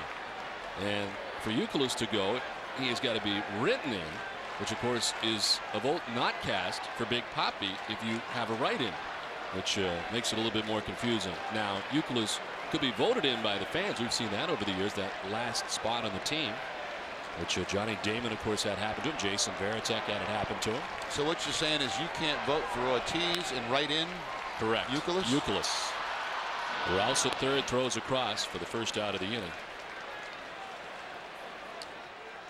Boston Red Sox baseball on NESN is brought to you by your New England Jeep dealers, Lasso Vitamin Water, and by LP Weatherbest. Well, as you mentioned, Don, there's a lot of different ways to make the All-Star team, and if Youkilis continues like this, he'll certainly find a way to get on there. Absolutely. It's just one of those quirks that he does not even appear on it, as far as his name being there by first base.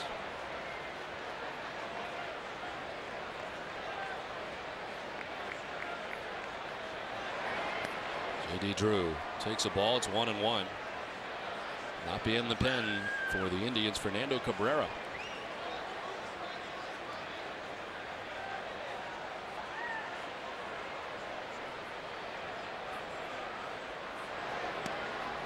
The pitch, a strike over the inside corner. 1-2 now to J.D. Drew. You know, the thing Youkilis could also bring to an All-Star game is versatility. You know, play third base, he could play first base if needed.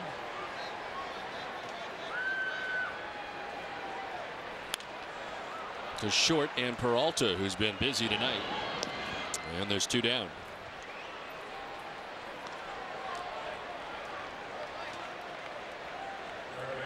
Now Jim Leyland will be the manager of the American League team this year, and of course he has a lot of say in who some of the extra guys are that have picked. The league has an awful lot to say about it too.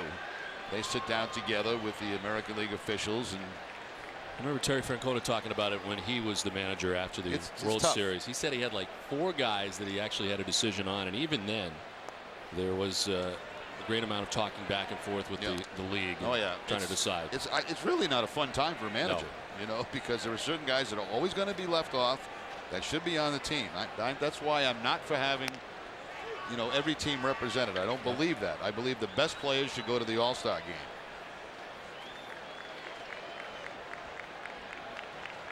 With the exception, let's say, for example, the game is in Kalamazoo. Down the line out of the reach of Mike Rouse into the corner. David DeLucci goes to dig it out, but Mike Lowell has got himself another double. You know, if the game is in Kalamazoo, then you put a Kalamazoo player on there, the best one you got, because it is the home place. This way you're playing the game. But other than that, I don't see why every team has to be represented. It just doesn't make sense to me. If you're an All-Star, you're an All-Star, and you belong on that team. Lowell's got 14 doubles now in the season. As Eric Wedge makes his way to the mound, Sowers has gotten him into the 6th inning. He's gone 5 2/3 innings. The Red Sox have got a run in the inning and a double here for Lowell now. Side Cabrera up in the pen to begin the inning.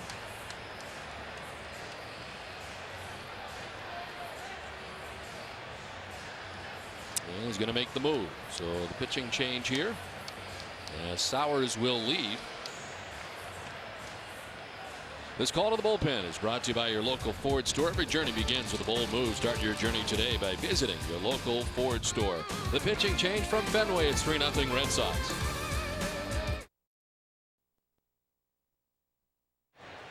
Stay tuned after the game for WB Mason Extra Innings and Granite City Electric Extra Innings Extra with Tom Caron and Dennis Eckersley. You'll get the complete post-game reaction from Game 2 of this series, including the live press conferences of Josh Beckett and Terry Francona. Plus, Eck will break down Beckett's performance tonight in his return. It's all right after the game in high definition on NESN. Jeremy Sowers gone after 5 2/3 innings, still responsible for Mike Lowell, who's at second base as he hands it off to Fernando Cabrera. Cabrera making his 14th appearance, a record of 1-2. All those appearances out of the bullpen. 26 strikeouts in 19 1/3 innings, but he's also had some control problems. 11 walks, and opponents hitting .267 off Cabrera. First time the Red Sox have ever faced him.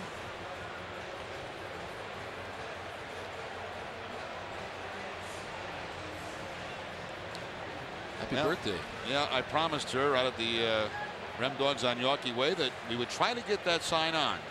Happy 16th birthday to Chelsea. Well, you came through. Well, actually, Mike Narachi came through. Jason Varitek homered his last time up, 1 for 2 tonight. His 5th home run of the season.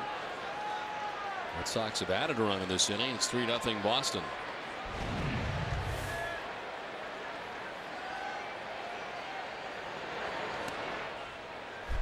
Cabrera almost turned his ankle on that one as we look at the Varitek home run that went over everything in left field. Number 5 for Varitek on a season.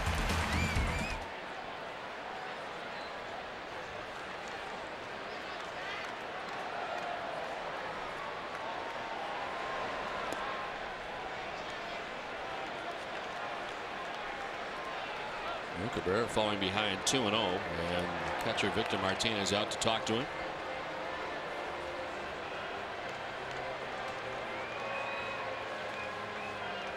Dunkin' Donuts is in its 8th year of hosting local youth groups and charitable organizations in the Dunkin' Dugout, a special seating section here at Fenway Park. Thousands of children have had the opportunity to catch a Red Sox home game thanks to Dunkin' Donuts. 3-0 Red Sox lead here tonight, and a very comfortable night from Fenway Park. Those two got to be twins, don't they? The lefty? These two? Yeah.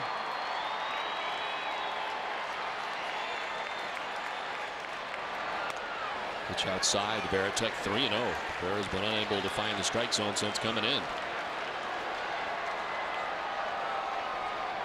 Well, maybe not. Well, I don't know. They do look alike, don't they? The hairstyle's the same, that's for sure.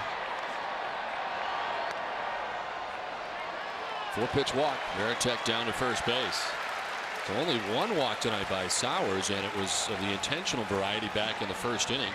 Cabrera walks the first batter that he faces. Actually, I thought Sowers pitched pretty well in this ball game tonight. Obviously, Beckett better than him to this point, and only 3 runs given up leaving. That's pretty impressive against the Red Sox lineup. Hung in there for 5 2/3 innings through 94 pitches in his outing. First pitch strikes to 13 of 24 batters. Pena takes a strike.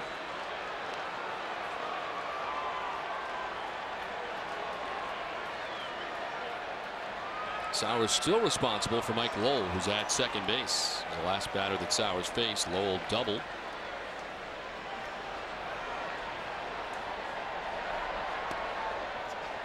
Sowers allowing 2 home runs. They're both solo shots. 1 to Varitek, 1 to Youkilis.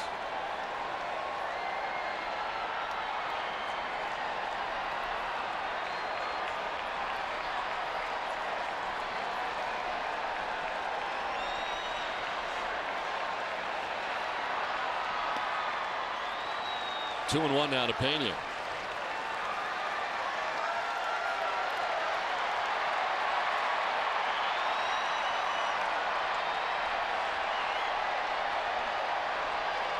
Austin Pedroia waits on deck. Red Sox batting here in the bottom of the 6th inning with 2 outs. Lowell at second base, Varitek at first. Too far inside, and it's 3-1. On a sliders for Cabrera, especially to Pena. 8 pitches, 7 balls. Paul Willis, the pitching coach, not agreeing with input umpire Chuck Merriweather.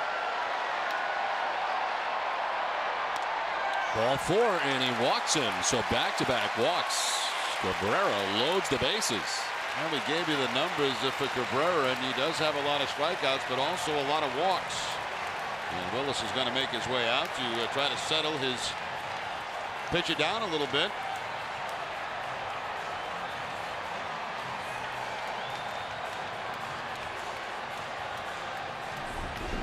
Well, John Lester pitching tonight against the Columbus Clippers. A 5-inning effort, giving up 4 hits and no runs. He walked 2 and struck out 6, throwing 79 pitches.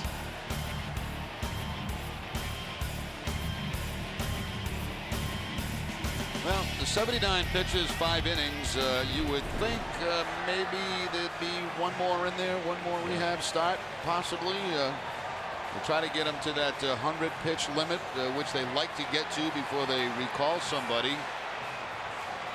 Good numbers, great numbers down there tonight for John Lester on his road back to Fenway.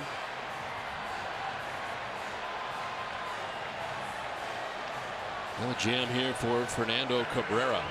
2 outs in the 6th inning. Bases loaded. And Pedroia 1 for 2 tonight. A single his last time up.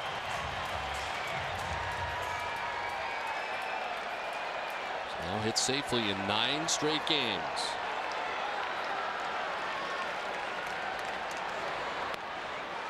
And it takes ball 1 from Cabrera.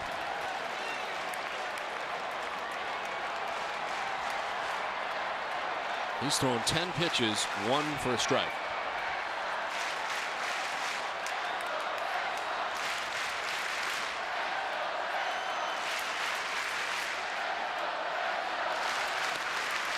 And right now, Red Sox hitters just taking.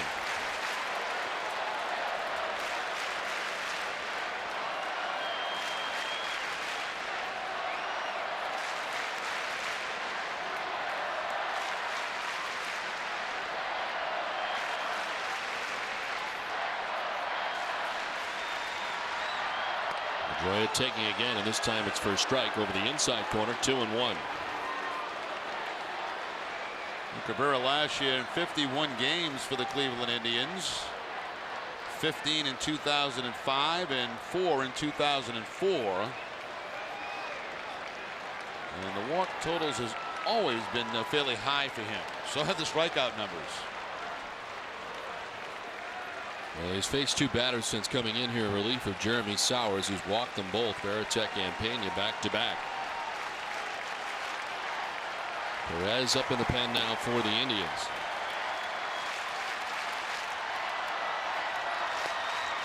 Pedroia takes ball 3, and it's 3-1.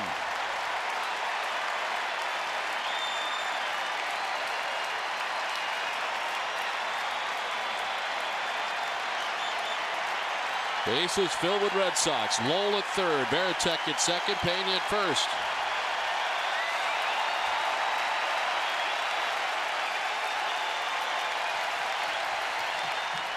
Pedroia grounds it foul.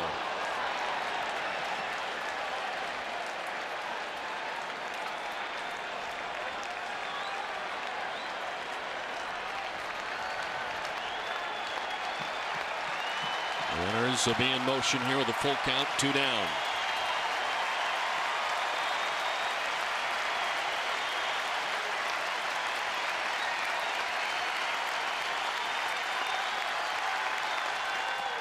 Ball 4, he walks in a run. From third comes Mike Lowe. It's a 4-0 Red Sox lead. Third walk in a row from the reliever for the Cleveland Indians. Now Willis and Wedge both looking long looks toward that home plate umpire, but I don't think too many of those pitches are real close. No.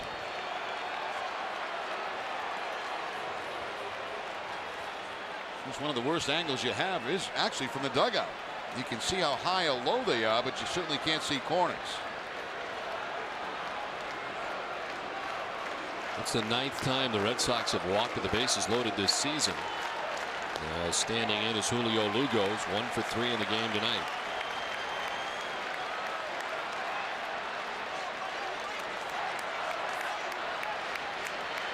Lugo, the 8th member of the Red Sox to bat here in the bottom of the 6th inning.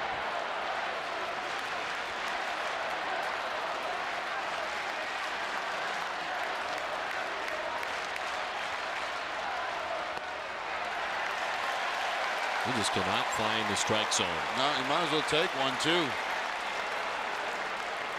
17 pitches, 3 for strikes.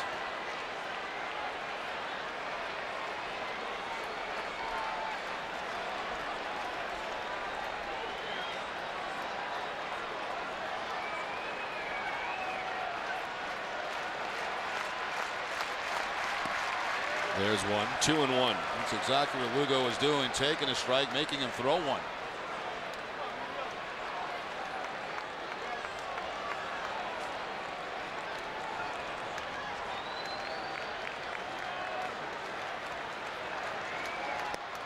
Downstairs, 3-1. You have a guy that's this wild, you take a strike, you're putting pressure on him to throw 2 strikes in a row. He hasn't been able to do that.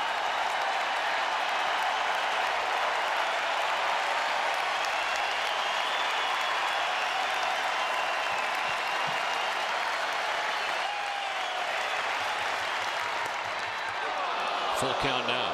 Lugo is takes the strike.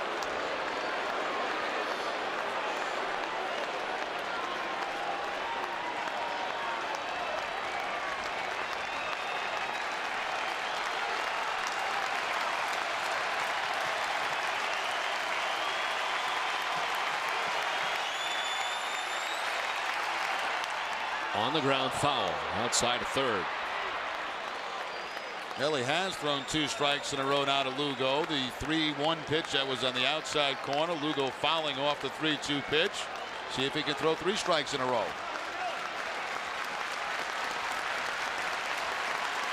All the runs so far have been charged to the starter tonight for the Indians. He's charged with 4 runs over 5 2/3. 3-2. Strike 3 call. Lugo is down on strikes. And it flips the helmet and the bat. But the Red Sox do get a couple of runs. It's now 4-0 Boston.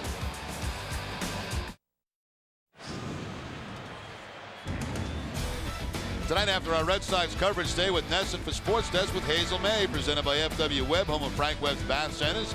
Visit them at fwweb.com. She'll show you the big upset on the men's side at the French Open in Paris today. Plus, a former Duke lacrosse player leaves behind a controversial year and lands at Brown University. Catch it all tonight after our Red Sox coverage with Hazel May in high definition on NESN.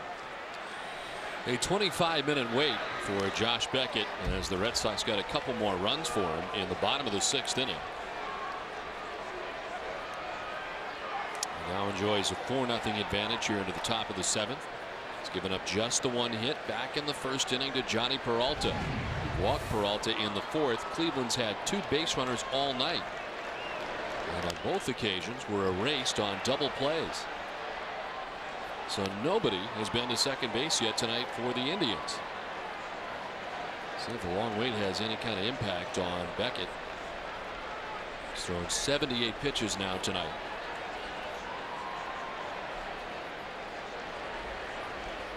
Sizemore is 0 for 2. He struck out both times.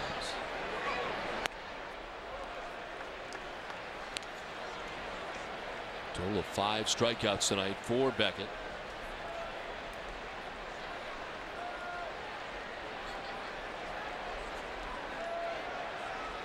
Sizemore 3rd in the league in strikeouts.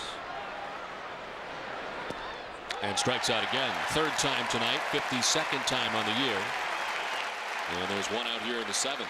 He's got Sizemore guessing right now. You know, he struck him out in a fastball in the 1st inning, a curveball in the 4th, and now he goes to that 2-seam fastball outside corner for the strikeout. So, you know, it's not like he can sit up there and look for fastball. He's seeing all the pitches. He saw a couple of change-ups in that at bat. So he has him guessing. And the result, 3 strikeouts in the game. Sizemore has struck out 5 times in the series now. And 8 at bats. Johnny Peralta has been the only guy that has been able to reach against Josh Beckett tonight. A single and a walk, and that has been it.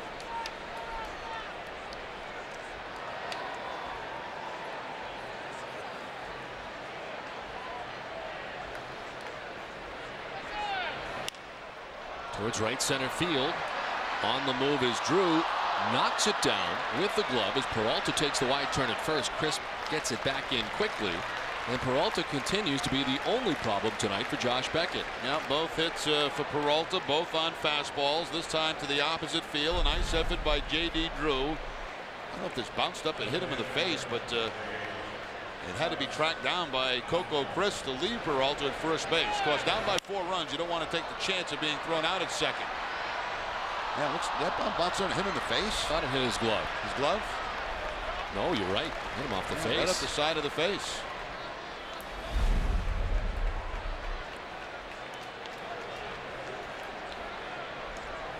So 1 out, 1 on. Breaks up a string of 8 in a row retired by Beckett. And it's Travis Happner. To right field, Drew on the run, and that's going to get in for a hit and get by Drew. This is trouble all the way down into the right field corner. Peralta will score from first base. Happner is going to be stopped at third base. And the Indians get on the board. It's now 4-1. Now that ball took a bad bounce on J.D. Drew in right field. You're going to see the ball kick to his left when it hits the grass. Happner jumps on that first pitch. Now watch this ball when it hits the grass kick and spin to the left of J.D. Drew. That's why it gets by him, and that's why Happner ends up at third base.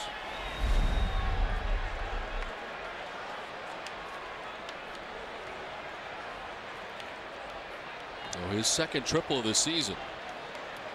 And that is one of the ways you can end up with an inside the park home run, as you were describing last night after Youkilis did it. Good hustle by Coco Chris to get over there and get that ball back in. Here's Victor Martinez, who's 0 for 2 in the game tonight.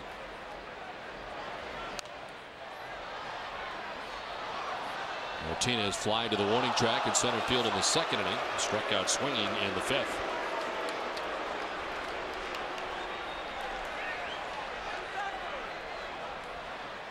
Red Sox with action in the pen for the first time tonight. Javier Lopez and Brendan Donnelly.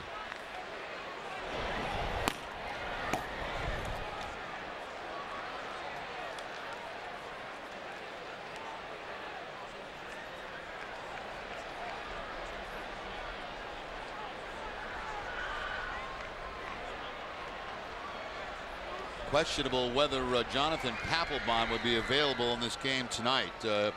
I asked Papelbon himself, and he wouldn't know until it was actually Francona that makes the decision on that.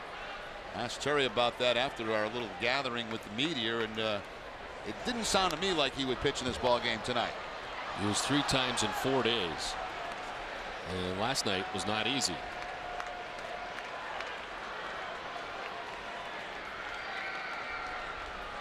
Okajima coming away with a save on Sunday in the final game of that 3-game series against the Texas Rangers.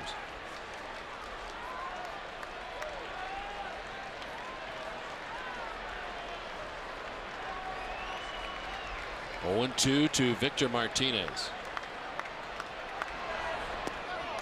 Breaking ball missing, and it's 1-2.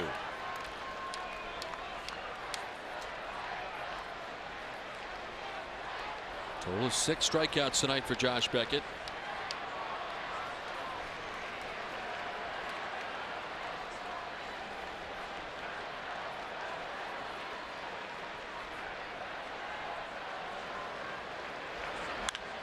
Right side, Youkilis has got it. Thought about coming home, but will just tag the bag at first. Another run in for the Indians. It's now 4-2 Red Sox, and the 2 runs they picked up in the bottom of the 6th inning, the difference now. And the right choice by Kevin Youkilis not to go home with that. He took a peek toward home, but it would have been too close to play. I don't think he would have got Happner. Get the out. So an RBI for Victor Martinez, who picks up his 41st RBI of the season. And that ties him with Vladimir Guerrero for 4th in the American League in runs batted in. So 2 down, bases empty for Trot Nixon. Trot's fly to center and grounded out to first base. 0 for 2.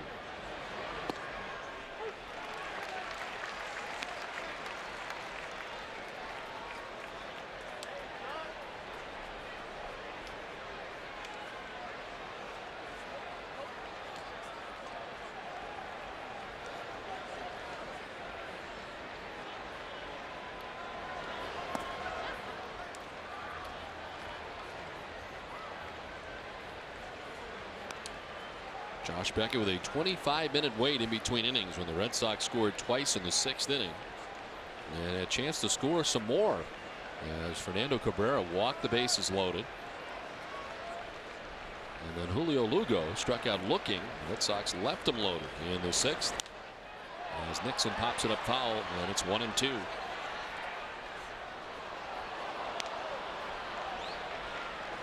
So strange to see the number 33 in the back of Trot Nixon's uniform. It's number 7 from the get-go after being drafted by the Red Sox in 1993 all the way through the minors and of course here in Boston.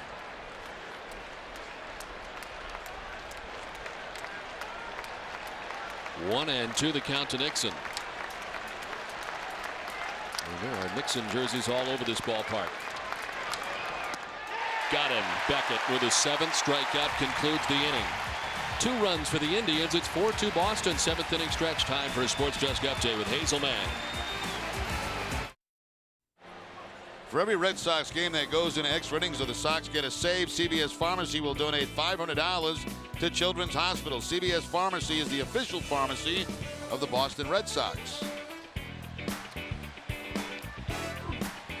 Last half of the 7th inning is 4-2 Red Sox. New pitcher on for the Indians. It's Rafael Perez. Yeah, he was just called up yesterday for the 2nd time this year. He's made 1 appearance earlier in the season. Down at Buffalo was 3-3 in 7 starts. Chris pulls the bunt back out of the way. There you see the numbers down at Buffalo. 1 game this year with the Indians. 3 innings in that game. 3 hits. And no runs allowed.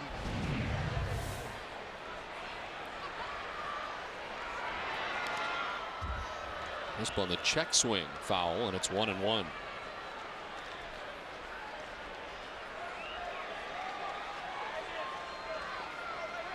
Well, Fernando Cabrera goes a 1/3 of an inning and allows an inherited runner to score, and he had all kinds of problems walking 3 but is not charged with any runs of his own. Jeremy Sauer is charged with the 4 runs and 5 2/3. Cabrera a 1/3, no hits, no runs, 3 walks and a strikeout. And now Rafael Perez, the 3rd Indians pitcher of the night.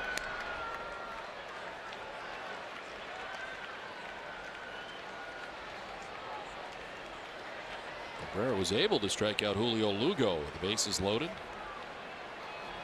And the Indians offensively gathered 2 runs off Josh Beckett in the top half of this inning.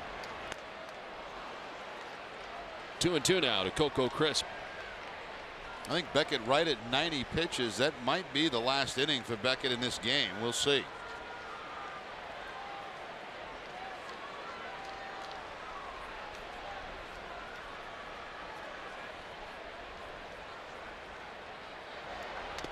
Coco strikes out. Let's check in with Tom Caron. TC. Thank you, Don. Our New England Total Daily game break. The Yankees trying to snap a 4-game losing streak. Down 1-0 here in the 7th. Jason Giambi, 4 for 24 coming into the game.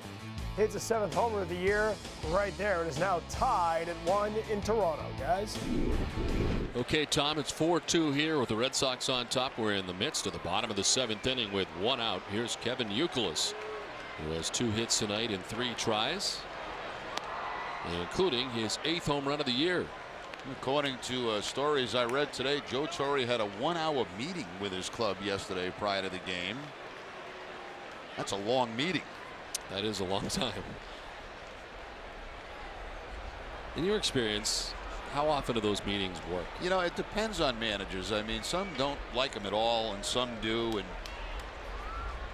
and they vary. I mean, you know, if you feel your club is not hustling, you know, it's kind of an airing out meeting, you know. But I think in Torre's case, it's probably more of a, you know, we're better than this. We know we're better than this. Let's, you know, win 1, win 5, win 10, you know, and try to get yourself back into position and maybe getting a playoff pitcher. And,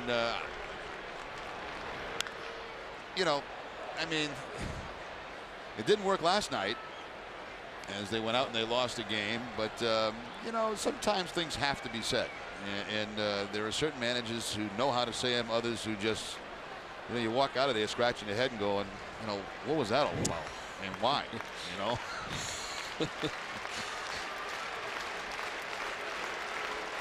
Now it is 1-2 to Youkilis. And he fouls it off the catcher. Got a big piece of Victor Martinez.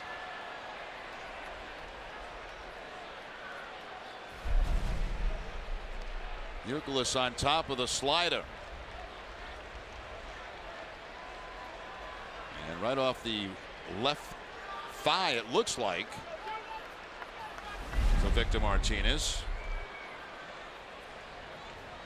Funniest meeting I was ever in was as a member of the California Angels, and we were so bad at that particular time they called in a hypnotist, and it was hilarious. I mean, this guy's actually trying to hypnotize us into believing we're good, and we were not good. And I swear half the guys were faking that they were hypnotized. Really? That is unbelievable. I've never heard anything like that before. No, that's a true story. That's how bad you guys were going, that they tried to hypnotize you into believing you were a good team. And we went out that night. We got our butt kicked all over the ballpark. It's a true story. And I couldn't. I was just a young player. It was like the first or second year. I couldn't keep from laughing in the meeting, so I didn't get hypnotized. And I swear there were guys walking around like they were, faking like they were hypnotized. Lugos out towards right center field, but Nixon is there, and he makes the catch, 2 down. Stay tuned after the game for WB Mason's Extra Innings with Tom Caron and Dennis Eckersley. You'll get the complete post-game reaction from this series opener, including Josh Beckett's post-game press conference, plus all the highlights from around the majors on this Tuesday night. It's all right after the game in high definition on NESN.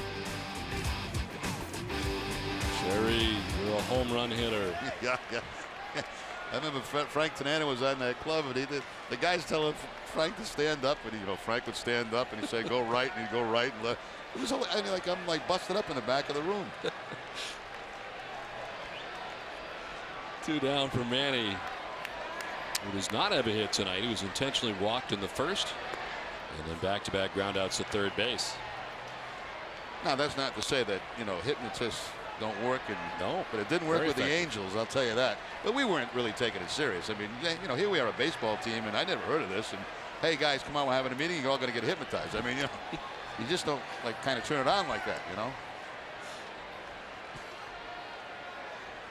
We got a butt kicking that night too. It was unbelievable. Well, that's the problem, I think, with meetings too, is if you go through that long a meeting, then you go out and lose. No, what you do is lose the effectiveness of the meeting. No, right if you're a smart manager, this is when you hold a meeting. When you have the pitching matchup on your side, you got your ace going, and they don't, and you feel like you got a pretty good chance to win that game. That's when you have your team meeting, because then it comes out looking great. Well, the Yankees had Matt DeSalvo. Bad time to have a meeting.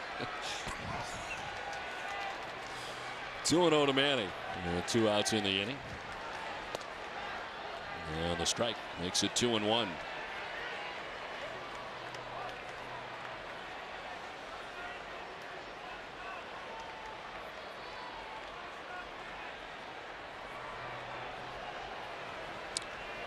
Yankees are now trailing 2-1.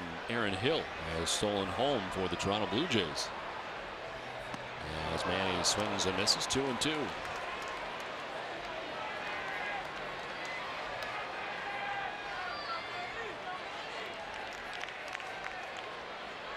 It does seem strange to look out at that scoreboard now and see the Yankees and Tampa Bay Devil Rays tied to begin the day, 13.5 games back.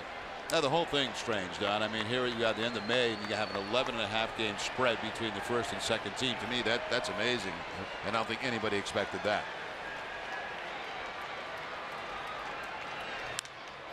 Center field, Sizemore headed back as far as he can go, but it's still going to be over his head, 1 off the wall.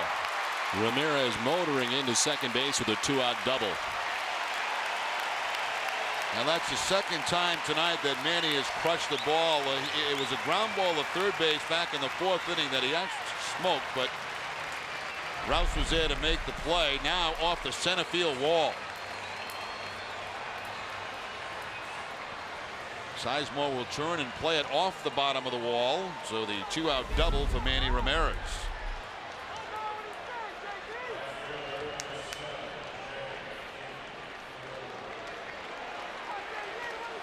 Red Sox on top by 2, looking for more of a pad here as J.D. Drew stands in. He's 0 for 3 tonight.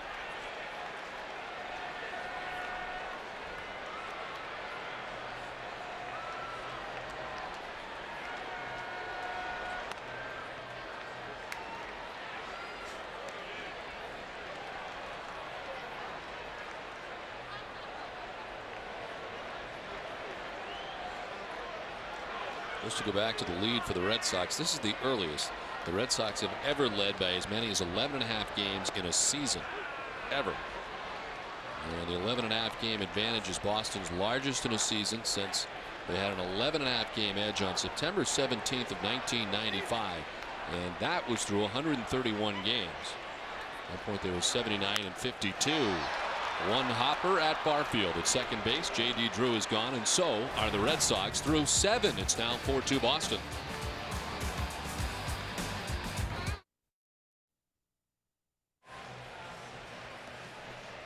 Four to 2, the Red Sox on top as we head to the top half of the 8th.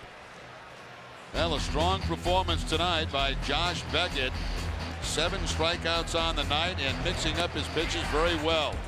The fastball will start off the game for a strikeout. You see the curveball there for a strikeout. He had some on changeups. Very, very impressive tonight by Josh Beckett. First strike pitches to 14 of 23 tonight in his 7-inning effort. And final strikeout to Trot Nixon on a changeup. 3 hits, the 2 runs, 1 walk, 7 strikeouts, and he threw 91 pitches. As we head here to the top half of the 8th inning, Brendan Donnelly in. Donnelly making his 23rd appearance in the second of this series. He worked a third of an inning last night against the Indians. 12 strikeouts in 16 and a third innings. Opponents hitting .246. Ryan Garco's 0 for 2. He's popped out to second, grounded out to third, and gets hit by the pitch.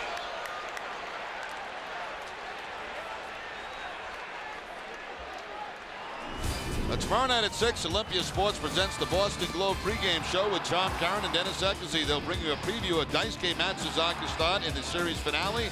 And Sox Executive Vice President and General Manager Theo Epstein joins them for the Face the Nation segment. It's all tomorrow night at 6 in high definition, and it's only on NESN.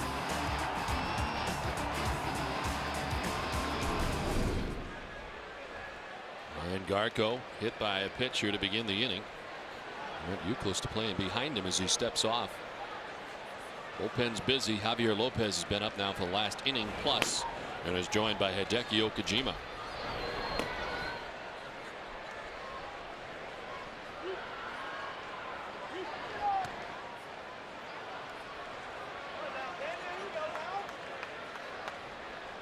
David DeLucci 0 for 2. Flying to right, flying to center. The 3 hits that Josh Beckett allowed, 2 of them to Johnny Peralta, the number 2 hitter, and 1 to Travis Happner. That was the triple for Happner. Popped up, shallow left. Lugo into short left. Makes the catch for the first out of the inning. The game summary is brought to you by your local Lincoln Mercury dealers. Jason Varitek able to homer in the 5th inning to give the Red Sox a 2-0 advantage. His 5th home run of the year. The Red Sox would follow it up in the very next inning. Kevin Euclid with his 8th home run of the season. And a great effort tonight in Josh Beckett's return after missing 2 starts and returning from the disabled list with the avulsion. Able to go tonight. A 7-inning effort, giving him 3 hits and 2 runs, a 7 strikeout night for Beckett, hoping that the bullpen can help him out.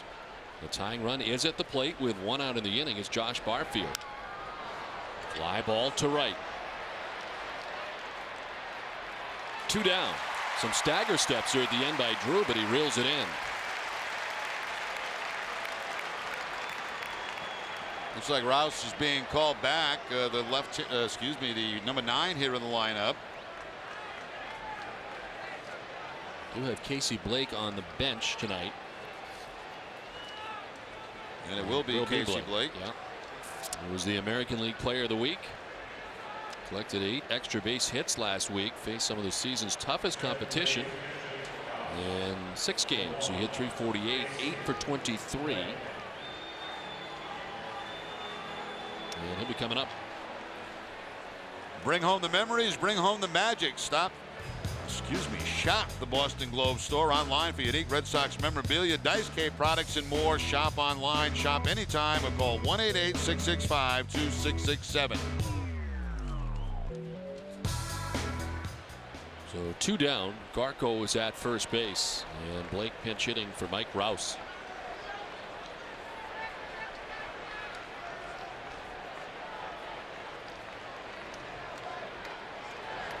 Of course, last night, Blake, part of the controversial play, was hit on the hand, and it kept him out of the starting lineup tonight. And the swing attempt at the same time.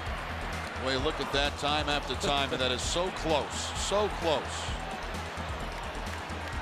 Merriweather, the first base umpire, making the decision that he did swing at that. What a huge out it was with the tying runs in scoring position. That was out number 2. And for Blake, not only costly for his team, but for himself. Hand a little sore today, keeping him out of the starting lineup till now.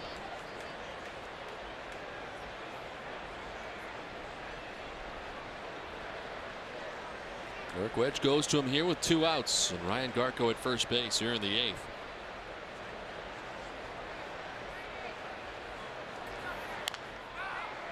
Outside of third and foul. Blake just edged out Justin Morneau for the Player of the Week honors.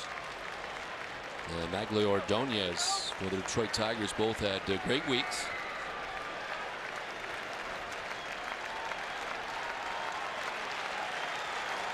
He had 3 doubles, a triple, and 4 home runs, 8 RBIs in this past week. But behind Brendan Donnelly here in this pinch hit appearance.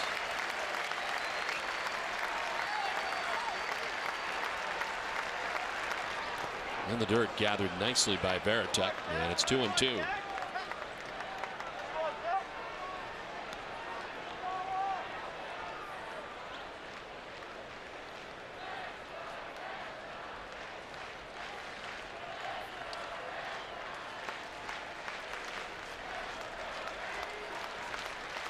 Mike Rouse was 0 for 2 from the number 9 spot tonight at third base in the place of Casey Blake.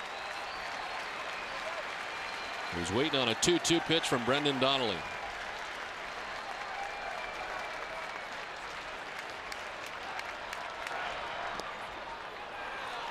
Full count.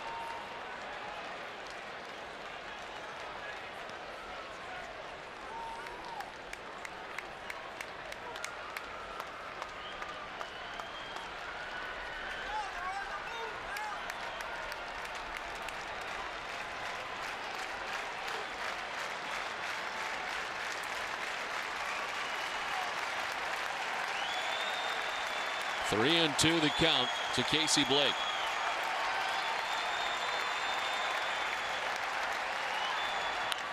To left field and in for a hit. Over quickly is Willie Mo Pena. Garco stops at second base as Pena bobbles it. No further advance for the Indians runners, but a pinch hit single for Casey Blake. Well, we'll see now. Francona coming out of that dugout. He's got 2 lefties out there, Lopez and Okajima. Okajima tonight likely to be called on to close this game. Let's see which one he calls for. Looks like Lopez. So with 2 outs and runners at first and second, Javier Lopez will make his way into the game. The pitching change from Fenway. There's a great new look to the Red Sox Nation program in 2007. It has new rewards, gifts, and a unique ticket opportunity. Become part of the global fan base that has made their citizenship in Red Sox Nation official. Visit redsox.com today. Brendan Donnelly ends up going 2/3 of an inning, responsible for the 2 men who he has left on. They're on thanks to a hit batsman and a single. And into the game is Javier Lopez. Well, he also worked in the ball game last night. 2/3 of an inning for Lopez, allowing a hit. Did have a strikeout, his 15th appearance overall in the season.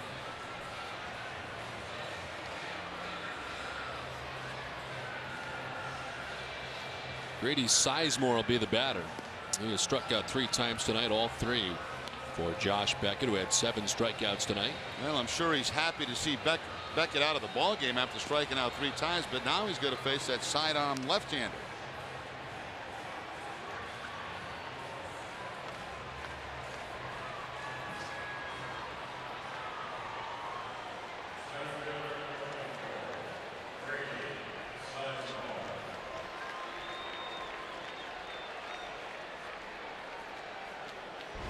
Javier Javier Lopez has allowed just 1 run in his last 5 outings.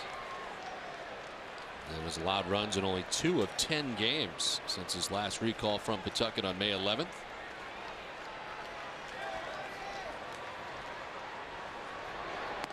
Sizemore takes ball 1. Garco hit by a pitch to begin the inning. DeLucci popped to short. Barfield fly to right. And Casey Blake pinch hitting for Mike Rouse, single to left. So it's runners at first and second, 2 down. The tying runs on base right now for the Indians.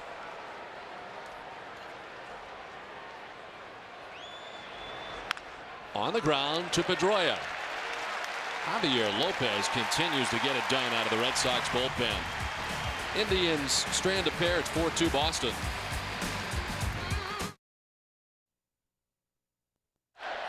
Stay tuned after the game for Granite City Electric Extra Innings Extra with Tom Caron and Dennis Eckersley. You'll get the manager's assessment of this series opener. The second game of the series with Terry's take with Tina Savasio. Plus a look ahead to the series finale tomorrow. The pitching matchup, Daisuke against Paul Bird. It's all right after the game in high definition on NESN. Mike Lowell leads it off with the Red Sox on top 4-2 as they bat here in the last half of the 8th inning. Lowell with a double his last time up, 1 for 3 night. Lowell, Veritek, and Pena expected here in the bottom of the 8th.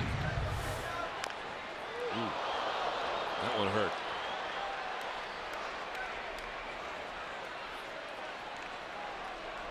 You get concerned every time you see that because you've seen so many guys throughout their career foul balls off and then break a bone in their foot. And that got right off the top of the left foot, it looked like, of Mike Lowell. And Fred Lynn back in 1979, I think, had his season ended on something like that. He was having an MVP type of year.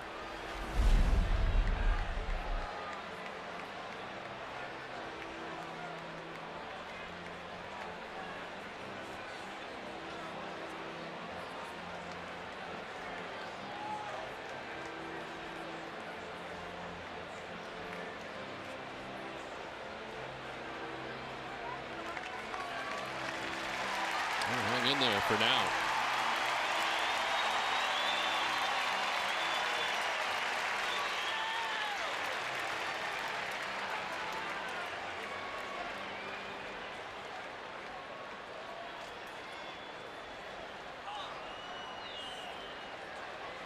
All down 0-2 here.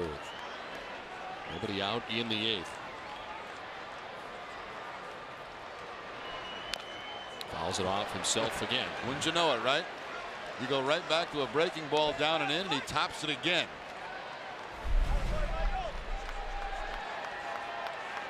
Wow. This time off the side of the foot, it looked like. So now he's got 2 spots that hurt.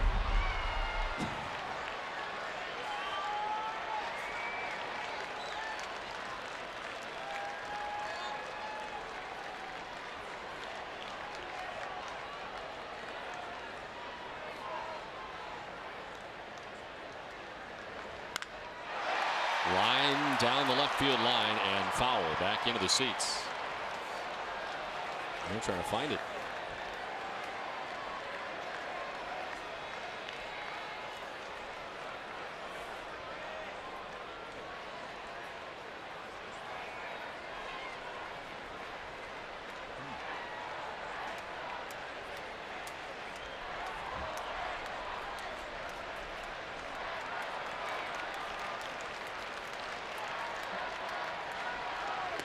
Swing and a miss, and Lowell strikes out. Painful at bat for Mike Lowell. Let's check in with Tina Cervasio. Jonathan Papelbon not coming into the game tonight, but in his last 2 appearances, both save situations, Papelbon made things a little interesting. The closer breaks down exactly what was going on early in the 9th last night. Well, you know, I was offline a little bit tonight. You know, I wasn't as sharp as I would have liked to have been. You know, I was sideways a little bit in my delivery, and I wasn't throwing through Veritek as well as I normally do. And you know, I just had to make the adjustment within the inning, and I was able to make the adjustment and get outs. And when Happner stepped to the plate with 2 out, Papelbon's approach was simple. With first base open and runners in scoring position, he just didn't want to give him a pitch to hit, and he got it done. Well, got out of it, and the Red Sox able to take the first game of this 3-game series. Papelbon not available tonight, as it appears, as Hideki Okajima warming in the Red Sox pen in front of him. He told me this afternoon, Don, that his arm feels great. He said that this exercise program that he has been on for a long time now, he said his arm feels stronger than it ever has. So any concerns about, you know, his arm are not there, because he says he feels great.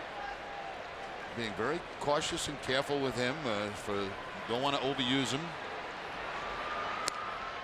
Do you think, in your estimation, that he has looked different the second time out in back-to-back nights? We were talking about that last night, and I think so, a little bit, velocity-wise. Hideki Okajima, who gets the call when Papelbon is not available, getting loose, and he's been getting loose since the 8th inning. Top of the 8th. On the ground, Peralta.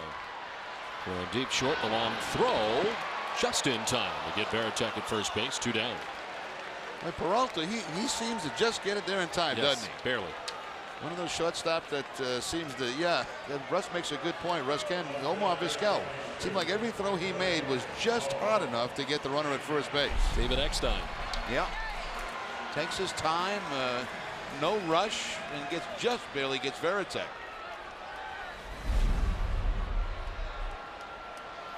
Two down here in the 8th inning, and it brings up Willie Mo Pena.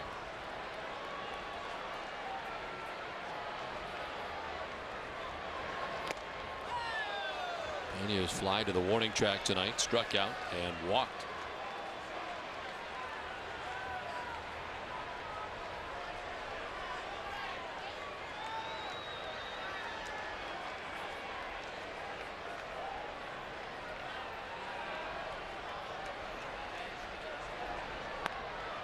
Strike in, it's 0-2.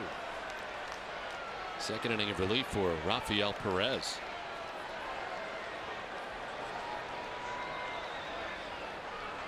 With 1 hit, and is facing his 7th batter since coming in.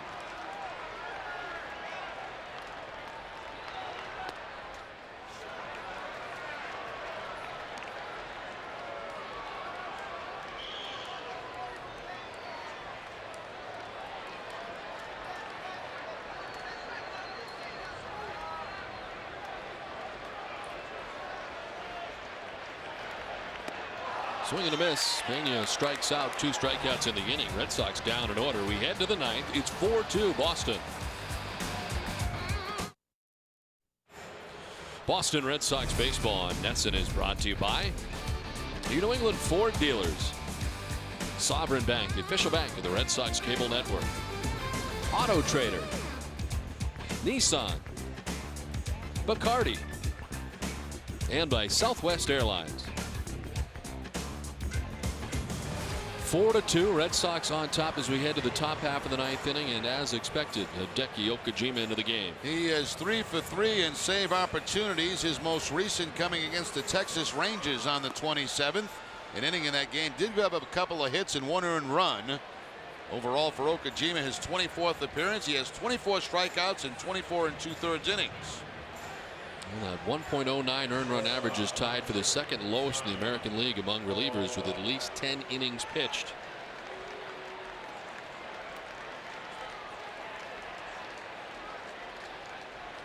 The tough part of this Cleveland Indians lineup coming up, Johnny Peralta, who has been on base 3 times in the game tonight. Then Travis Happner and Victor Martinez, 2, 3, and 4 in the order. And if they get to the 4th man, it'll be Trot Nixon.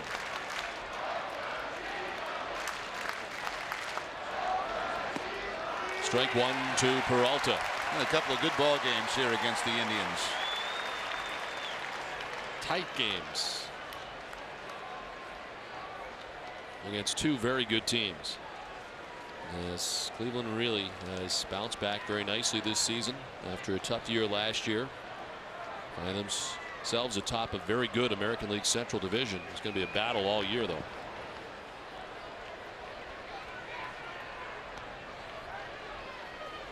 Eric Wedge's team able to sweep the Detroit Tigers as part of this road trip. And those were some big wins for them. It's a team they're going to be battling all year. They won all 3 games against the Tigers. And they enjoy a 2.5 game lead over the Tigers heading into tonight's action. Johnny Peralta with a count of 1-1.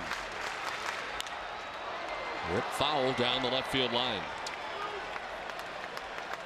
How are they set up with all those snowouts they had earlier in the season?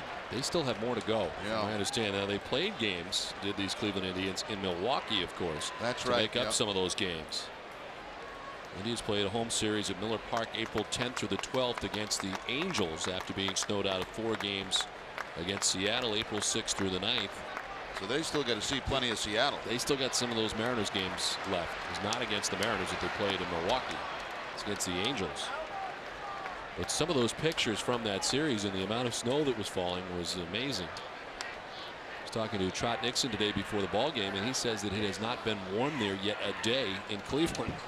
He said the last game they had on the homestand before leaving, it was somewhere in the neighborhood of 49 degrees. So it has not yet really warmed up in Cleveland yet.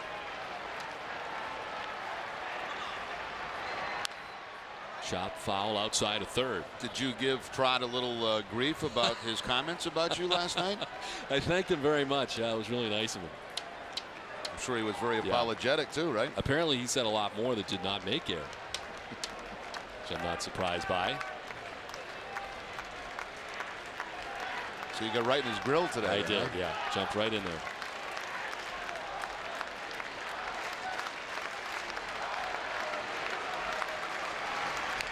Peralta taps it foul, still 2-2.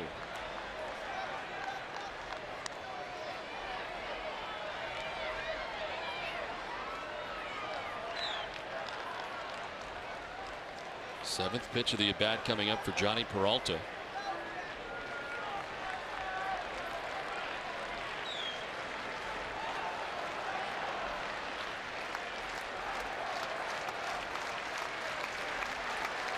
Okajima ready with the 2-2 pitch.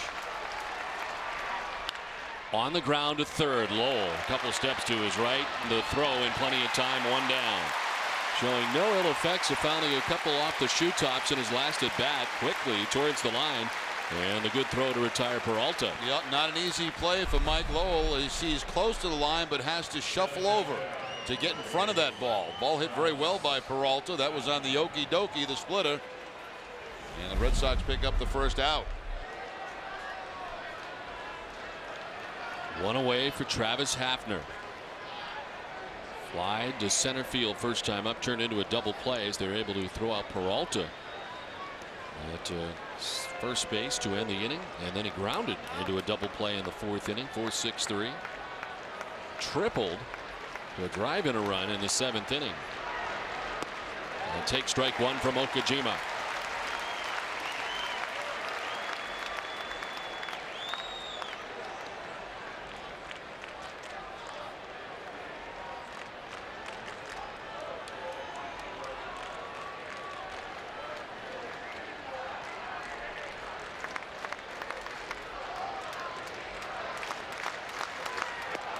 Strike 2, and it's 0-2 quickly to Happner.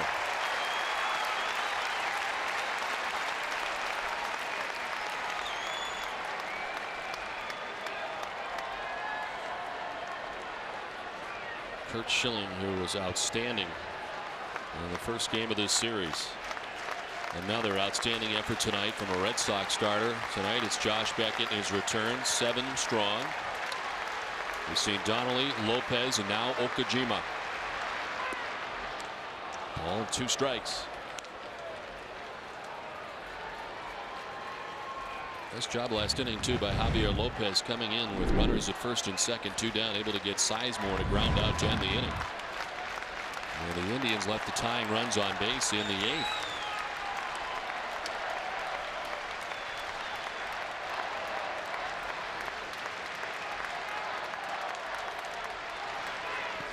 In the dirt, and it's 2-2.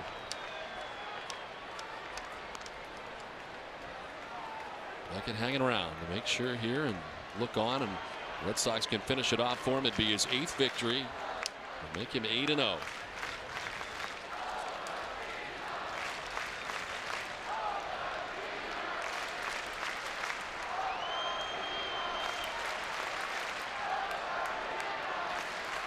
The 2-2 pitch to Happner. Ball 3. It was 0-2. It's a full count now. Okajima tries to put him away with the curveball, but it stays high. That's the pitch we heard about when Okajima came over from Japan, being his best, but it's not been the best for him since he's been here. Full count to Happner. Did he go? No, says Rick Reed. Down first goes Happner. Tying run will come to the plate.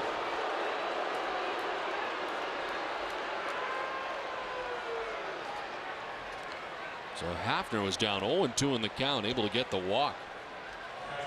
The Red Sox do have backup out there in the bullpen loosening up. It looks like Joel Pinheiro.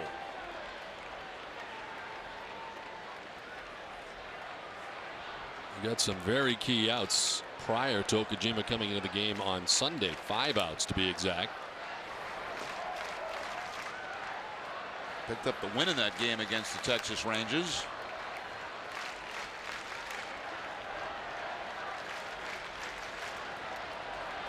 Lugos playing behind Happner at first base, who gains his lead. Okajima missing high.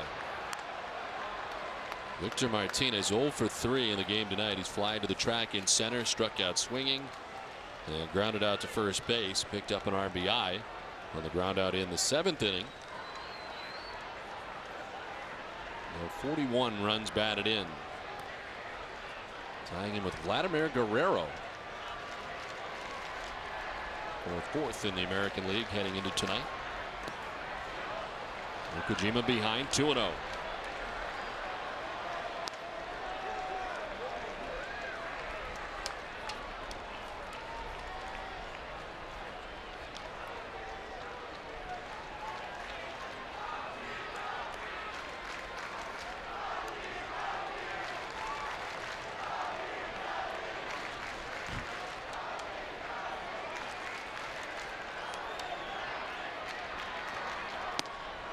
A strike to Martinez, 2-1. No fastball for Martinez on the 2-0 count. The okie dokie. Okajima doing the same thing after each pitch, taking that walk off the hill, back down and back up again.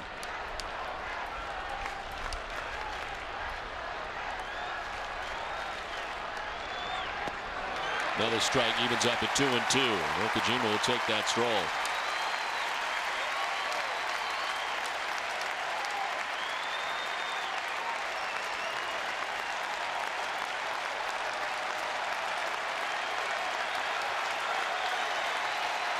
One out, Happner at first.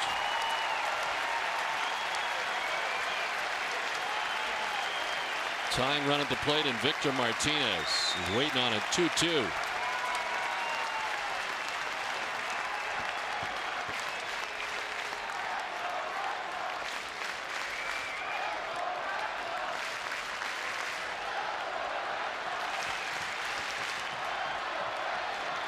Okajima is ready as Happner gains his lead. Struck him out. First strikeout for Okajima, 2 down in the 9th.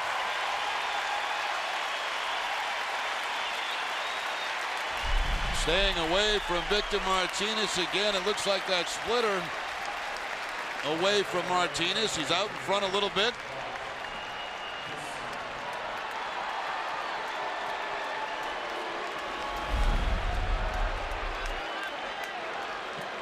So 2 down, Happner at first base. And here is Trot Nixon. The game in the balance. Represents the tying run. He's 0 for 3 tonight. He's flying to center, grounded out to first and struck out swinging. Happner takes second as Nixon takes ball 1.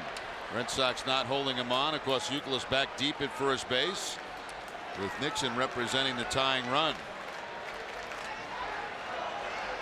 Defensive indifference as Happner takes second base.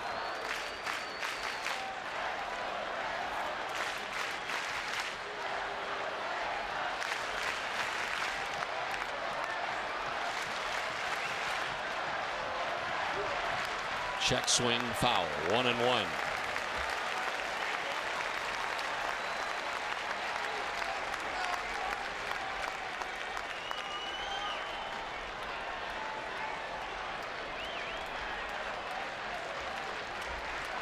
Okajima's thrown 20 pitches, 11 for strikes here in the ninth.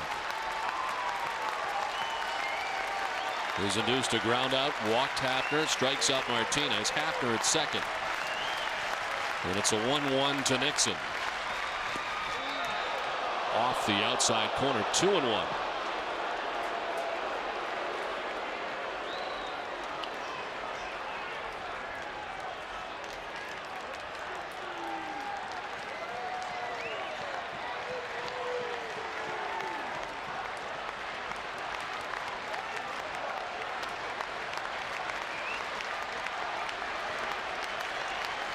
The 2-1 to Nixon. 2-2. That's the splitter again from Okajima. Maybe the best one he's thrown in this game. Gets Trot to chase one that's out of the strike zone.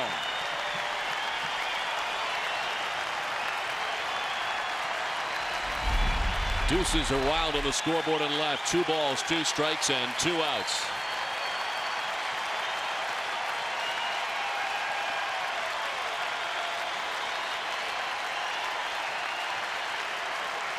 Okajima backing off.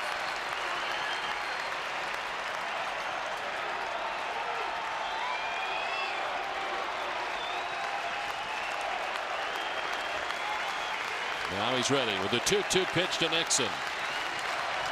Hey, struck him out. The Red Sox win. Hideki Okajima on to save it for Boston on a night that Josh Beckett was outstanding. And the Red Sox take the first 2 of this 3-game series against the tough Cleveland Indians. The return for Beckett, tremendous here tonight, and he becomes the first Red Sox pitcher to win his first 8 decisions since El Guapo Rich Garces back in 2000 did it.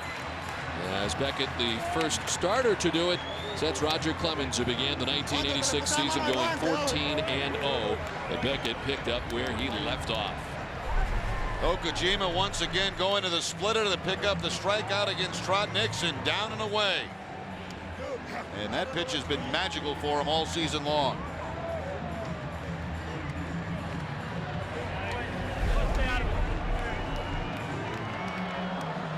We'll be back at Fenway right after this. 4-2 Red Sox.